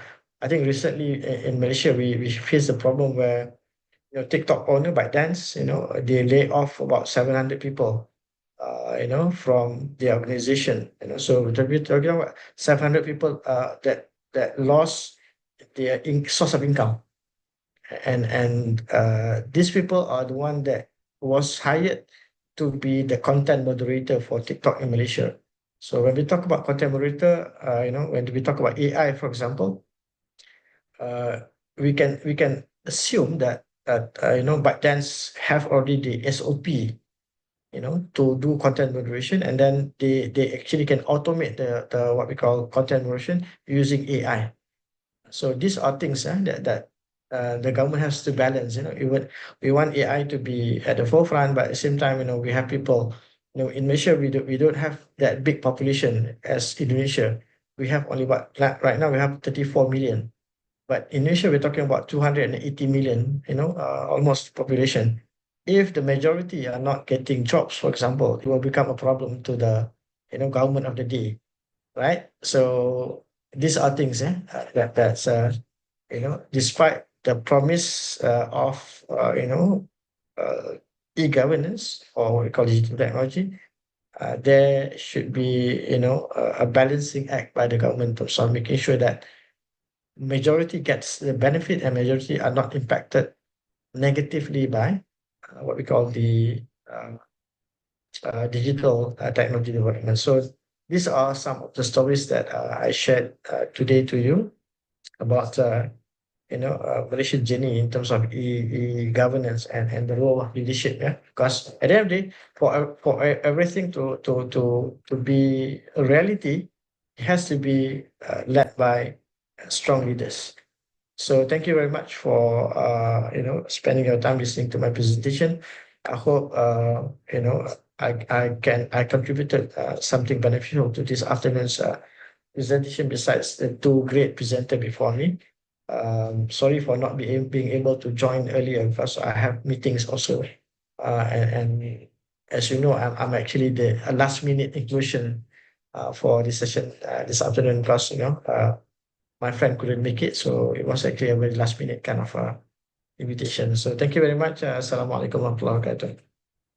Waalaikumsalam warahmatullahi wabarakatuh. Thank you very much, Dr. Samsuri, for your great presentation. So we all can see that Malaysia is really taking serious to accelerate the e-gov by having the visionary and strong leadership to drive the innovation and citizen to embrace the digital transformation.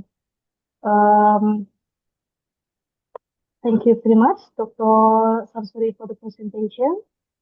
Now we already have the three speakers present their presentations.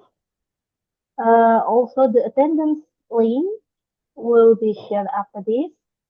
And now we are going to the Q&A session. We already have some questions in the chat box. We have a question from Mr. Ahmad Berlian from Stiami. There are 5 questions, but maybe this question is proposed to Dr. Fadila since Mr. Ahmad Berlian write this when Dr. Fadila present the presentation. So the question is first, what is the reason for using the terminology e-governance instead of e-government? In some textbooks, the terminology used is e-government. Second is the use of the terminology related to the paradigm of public administration, considering that we are currently in the MPG, New Public Governance era. Third, could you please share reference related to this from the World Bank? And then the next question is, regarding the challenge faced in C-scale gas, is it necessary to have first a feature for analyzing the feasibility of village fund projects, such as assessing the potential impacts of improvements after the implementation of village funds? Second, a feature to measure the impact evaluation as established at the beginning. It is crucial at this time to ensure that program implementation has quality and real impact, thus requiring both initial measurement and evaluation measurement. So, Dr. Fadila, that this question is proposed to you. Time is yours. Okay, thank you to Madam Azaria. First, thank you to Pak Ahmad Barlian. Thank you very much for your question. Definitely, it is a very good question, and then yeah, hopefully we can have a good discussion regarding this thing, and not only from my perspective. Maybe you, from your own perspective, you already have some insight or maybe some opinion regarding your own question. Anyway, well, the first question is about the reason of using terminology of a governance instead of a government.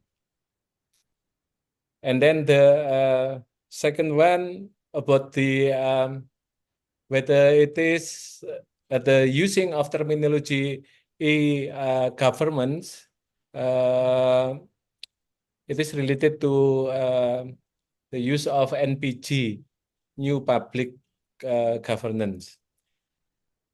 Okay.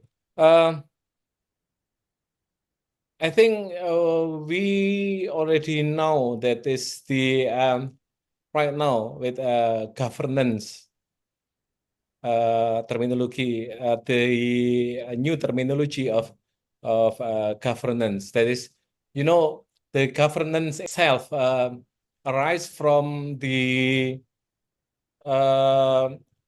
World Bank project at that time, conducted in the middle Africa or something like that. Just I know that it is at that time there was some project conducted jointly by World Bank and then Islamic Bank and then other donor banks at that time, implemented at sub-Saharan Africa. That is, at that time, this project mostly conducted by government of sub-Saharan Africa at that time. But it is already spent so a lot of money and a lot of resources has already spent to finance this kind of project at new sub-Saharan Africa. But unfortunately, the outcome and benefit of this project didn't give significant result, significant impact to citizens living in the sub-Saharan Africa at that particular time. And then, so the big question is why a lot of resources is already spent, mostly and then a lot of money, a lot of budget is already contributed, circulated to for financing this kind of project. Sorry. And then after deep study, serious study conducted by all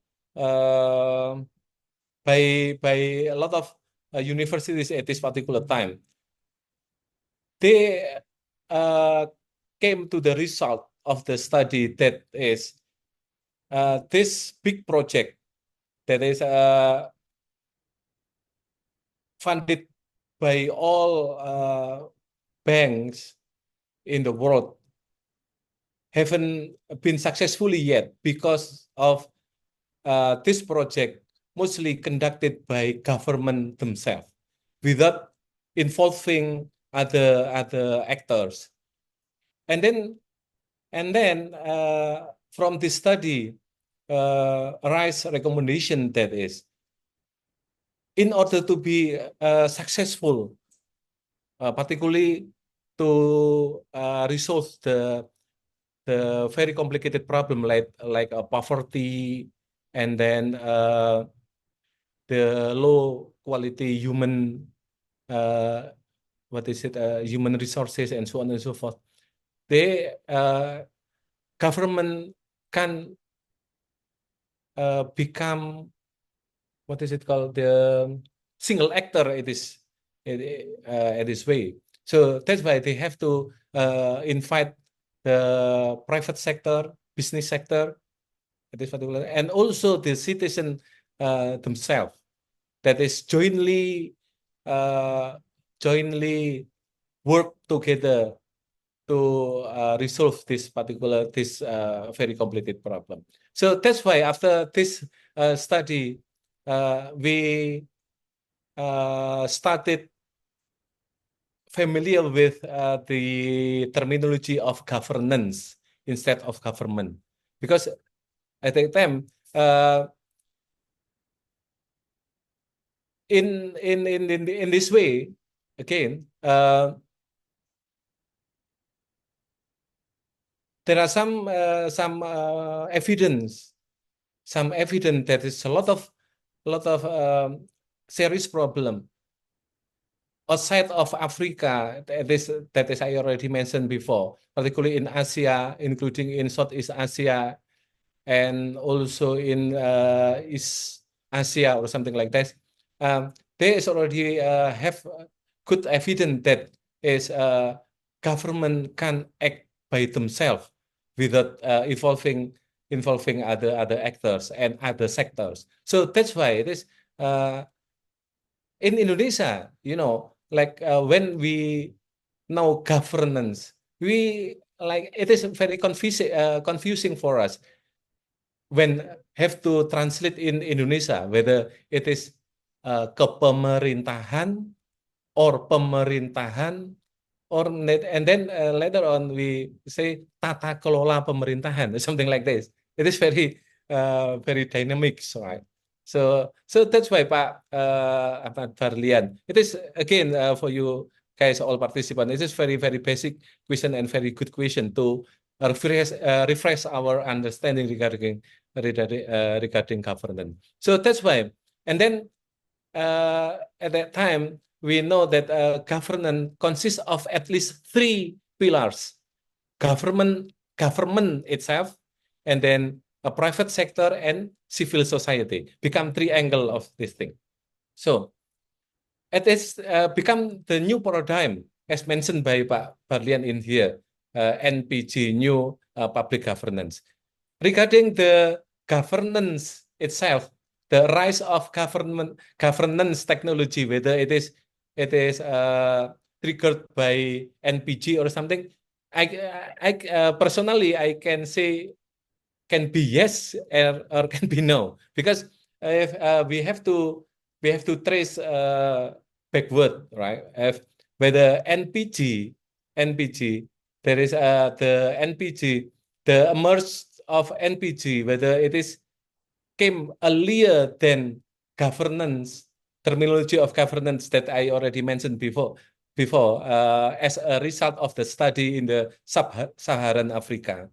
Or maybe it is come a little bit later if the NPG came earlier than terminology of governance as a result of the study at the sub-Saharan Africa. Maybe the answer is yes. The answer is yes, something like this. So otherwise, now if the NPG like something like this came later, something like this. So again, it is very good material to discuss, Pak Berlian. So about the third one, could you please share a reference related to this from the World Bank? So Pak, maybe I can share in this forum. Just simply, could you please go to the World Bank website and then you can type governance or something like this, or maybe in the Google form or something, Google website, you can say you can simply type governance World Bank or something like that. Just type the keyword, something like this. There will be arise lot of thing regarding the formula of governance issued by World Bank, something like this. Okay, the next question from Pak Barlian as well about the Sisquedes. Okay, first is the feature for analyzing the feasibility of village fund project, such as assessing the potential impact of improvement after the implementation of village fund. And then the second one is a feature to measure the impact evaluation established at the beginning. Yes, I think it is more statement of Pak Ahmad Barlian. I accept as maybe more than as a suggestion, maybe suggestion, but Pak Barlian like maybe suggested to have new features from Sisquedes, yeah, to assessing the potential impact of improvement after the implementation of village funds. Let me tell you as well that many times I was invited by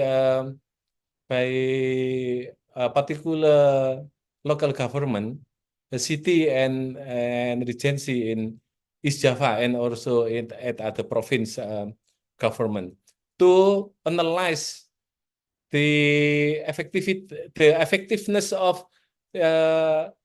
Sisquedes and also about the impact of Sisquedes itself, about the in regard of effectiveness and efficiency of the utilization of village fund.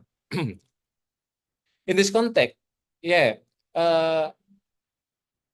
both village government level and also local government level still face the confusement. They are confused about how to measure, how to evaluate the effectiveness and also about the utilization, absorption, penyerapan, and so on, something like this, and the utilization of the village fund, dana desa, and also alokasi dana desa. It is very good suggestion as well from the Pak Ahmad Berlian. If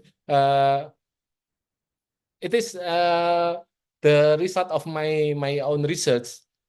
Again, as I presented before, there is some recommended some recommendation, some recommended policy of resulted by my own research. From the statement of Pak Barlian, it will be considered for me to add, yeah, there is additional recommendation based on statement of Pak Ahmad Barlian to for the authority of Indonesia in Ministry of Home Affairs, Kementerian Dalam Negeri, and also Ministry for Village Affairs, and also Bappenas as well, to develop the feature. So in the SysQuadS we can measure the effectiveness and also efficiency of the utilization of village fund, something like this, village finance. So again, thank you very much, Pak. Maybe I will also add my your based on your statement, based on your statement, I will give some additional policy recommendation as a result of my study, my research. Thank you, Pak Barlian. It's good, very good statement and so question. Back to moderator. Thank you, Bu Azaria. Thank you, Pak Dr. Fadila. Such an interesting discussion. We are going to move the next question from Wintias Alivia. Yes, is would like to ask about bureaucratic reform in Indonesia. Recently, the new cabinet of new presidential has been released, and there are many ministers who are considered too forced to be separated. Example, the Ministry of Transmigration that could be merged with the Ministry of Village. From your perspective of this matter, do you think that Indonesia could achieve the good bureaucratic reform and good governance that most people want in 2025? What should we do as academics to facing this reality? Okay, I guess this question is proposed to Dr. Fadilah and Dr. Augustin Reina. So, Dr. Fadilah, please. Okay, thank you, Bu Wintias Alivia. Okay, let me tell you that approximately three months ago, I was invited to Turkey. One of university in Turkey invited me to give talk at international seminar conducted by this university. And then one of material that I presented in this forum was regarding bureaucratic reform as well. And one of the participants at this forum asked me, Mr. Amin, he said like that, could you please give score from 0 to 10, something like this. Give score of current bureaucratic reform in Indonesia, something like this. And then at that time, I answered that the score of bureaucratic reform currently is around 7 to 7.5, something like this. And then he asked me about my reason why I give score something like this, and so on and so forth. So it was a little bit long discussion anyway, but there is a very critical question at that time. Because this guy, the student from Jordania or something, I'm not sure. Okay, from from this particular country, I think. He gave statement something like this. So how he gives statement about the bureaucratic reform in Indonesia. He said that in his opinion, now bureaucratic reform in Indonesia is getting worse, even though previously I already give some evidence that there is good progress in terms of bureaucratic reform in Indonesia, and then I give a lot of evidences regarding this thing. But again, he challenged my statement that he insisted that bureaucratic reform is getting worse, getting down or something like that. He give evidence that is like in Indonesia, he said like previously I already I little bit appreciated with Indonesian government did in regard of bureaucratic reform. But suddenly, in this current situation, I I uh, I have opinion that is Indonesia getting worse. Why? He said like because of the son of president, something like this. It is just what is it? A statement in this academic forum, right? So hopefully you understand. He said like something like this. Because of the son of president, Indonesia can change their constitution anyway, their law. So it is very in the world, in the modern era, it is very difficult to find this kind of phenomenon, something like this. So that's why I challenge you. You supposed to not give score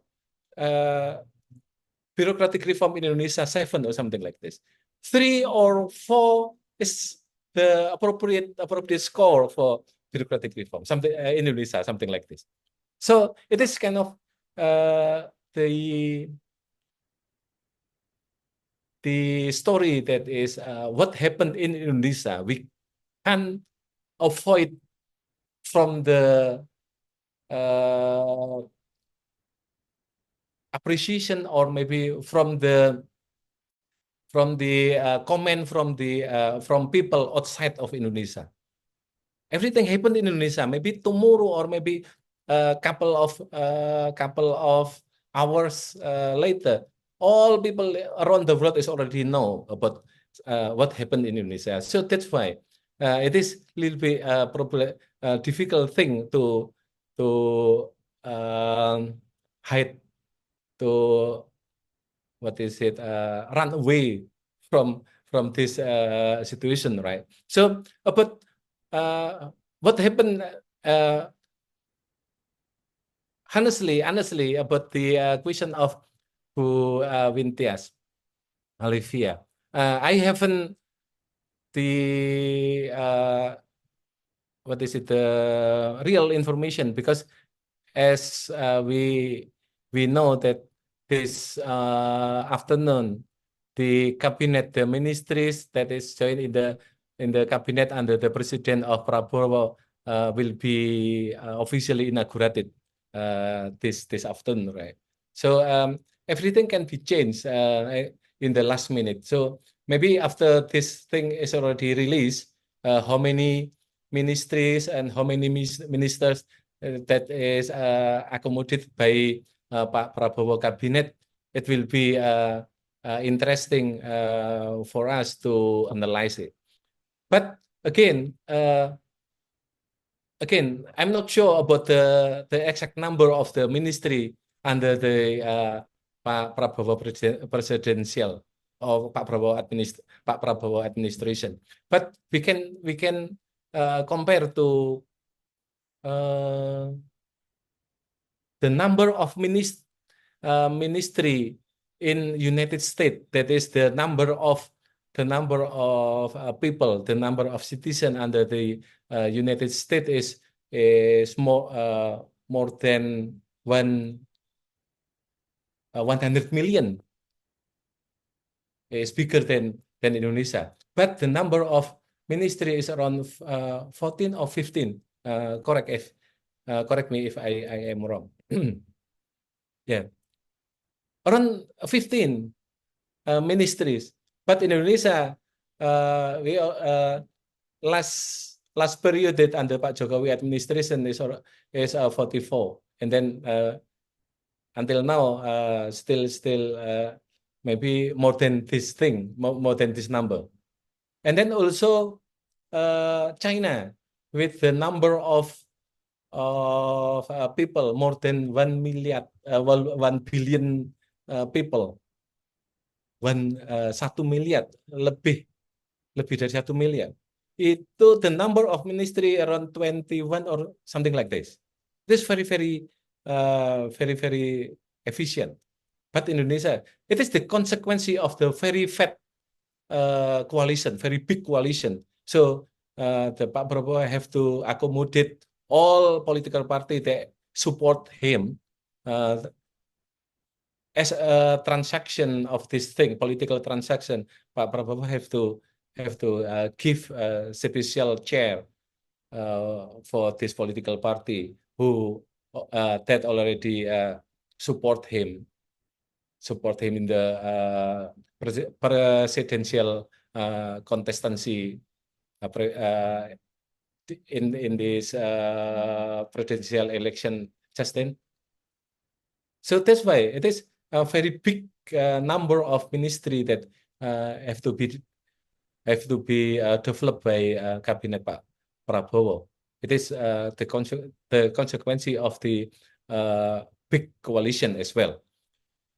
It is become more complicated for us to assess whether it is already good or not. So what we should do as academia, as an academic thing or something like this. So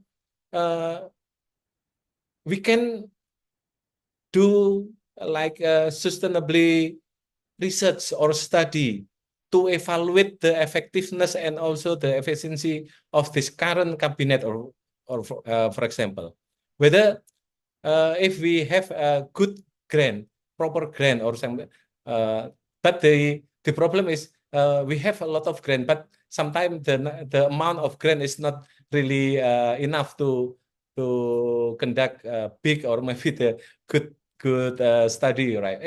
If it is more than like 300 million or something like that, or 200 million, 250 million, something like that, maybe we can do some kind of research to give like evaluation, maybe from one perspective in term of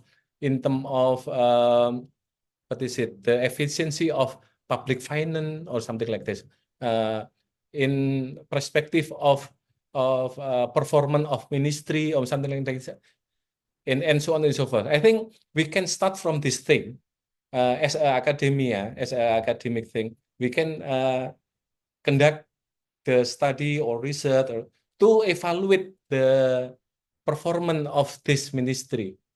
So I think it is the starting point as academia that we can do to evaluate whether this existing cabinet or existing minister give good contribution or not to our country or something, or otherwise they just spending money, spending budget without contributing any good result for our society. It will be worse, right?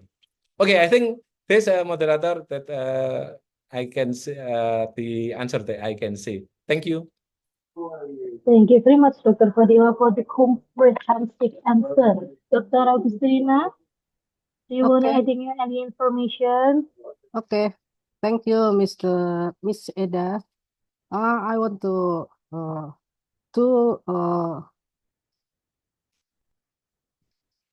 scenario. As a Indonesian citizen, I'm optimistic that Indonesia will move towards a better bureaucracy. But as an academic, there are many things that need to be examined. Yeah, like Dr. Amin said, that academic contribution, we can give research and policy advocacy. Like academics have a significant role to play in providing evidence-based research on how ministry structure impact governance efficiency.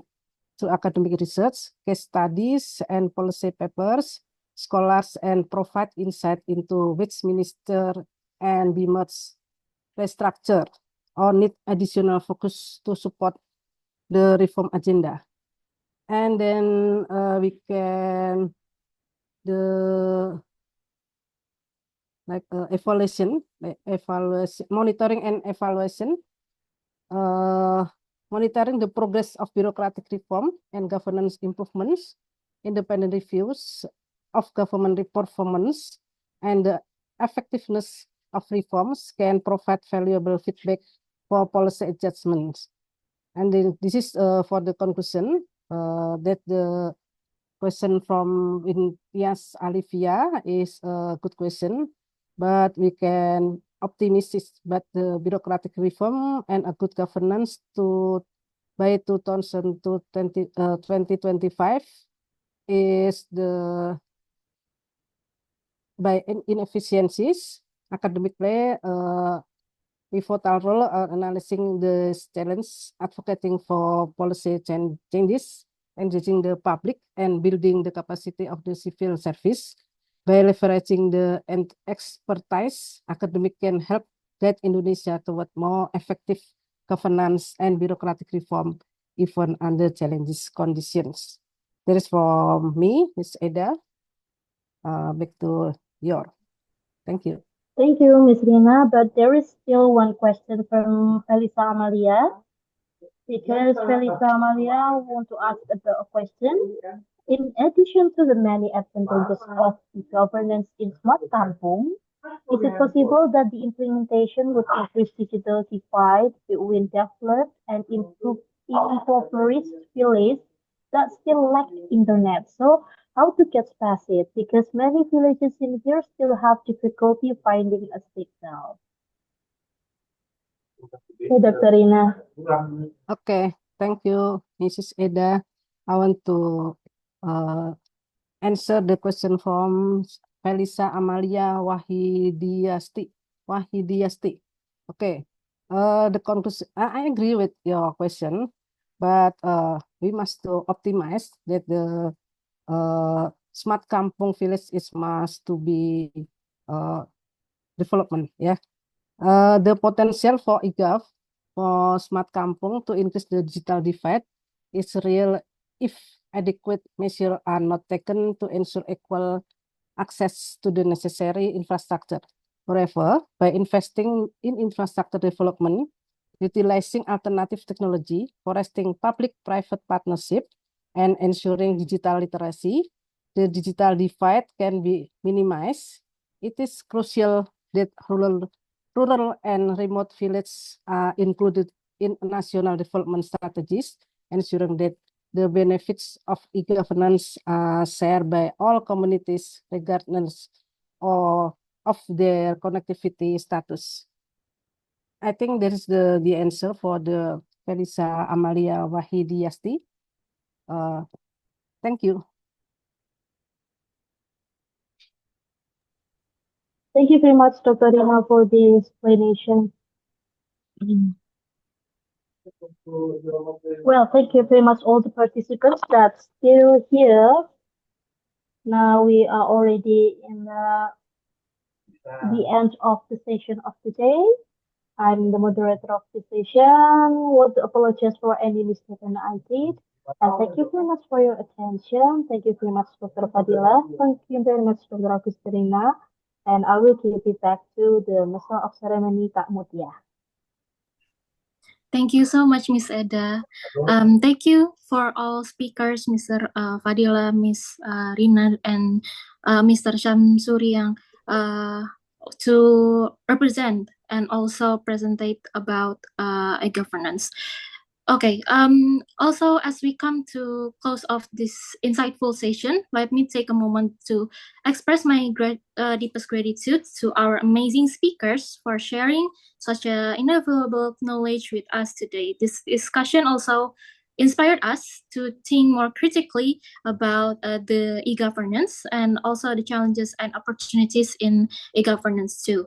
Once again, a big appreciate to all speakers and to everyone who contributed to the success of today's lecture. We look forward to seeing you at our future events.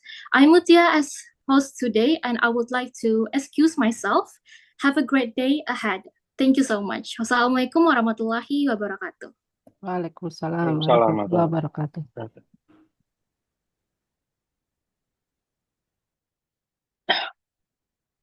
Okay, thank you all. Sorry for interrupt. I would like to few announcement. I'm very thankful for Dr. Fadil Amin. I'm sorry we are meeting online, Pak Fadil and Purina. But tomorrow we still have a summer course for 4 days from now, so until Friday. So I hope you can join us until the last day. We have so many themes, interesting themes that we can learn from the summer course. Okay, thank you very much for your participation. Maybe we can have a photo session together. I can guide the photo session, but please open your camera. Yeah, there are 5 pages, so please be patient ya. Ada 5 halaman, jadi mohon bersabar. Oke, oke, oke. For page 1, page 1 ya. 1, 2, 3. Oke, page 2, 1, 2, 3. Page 3, 1, 2, 3. Page 4, 1,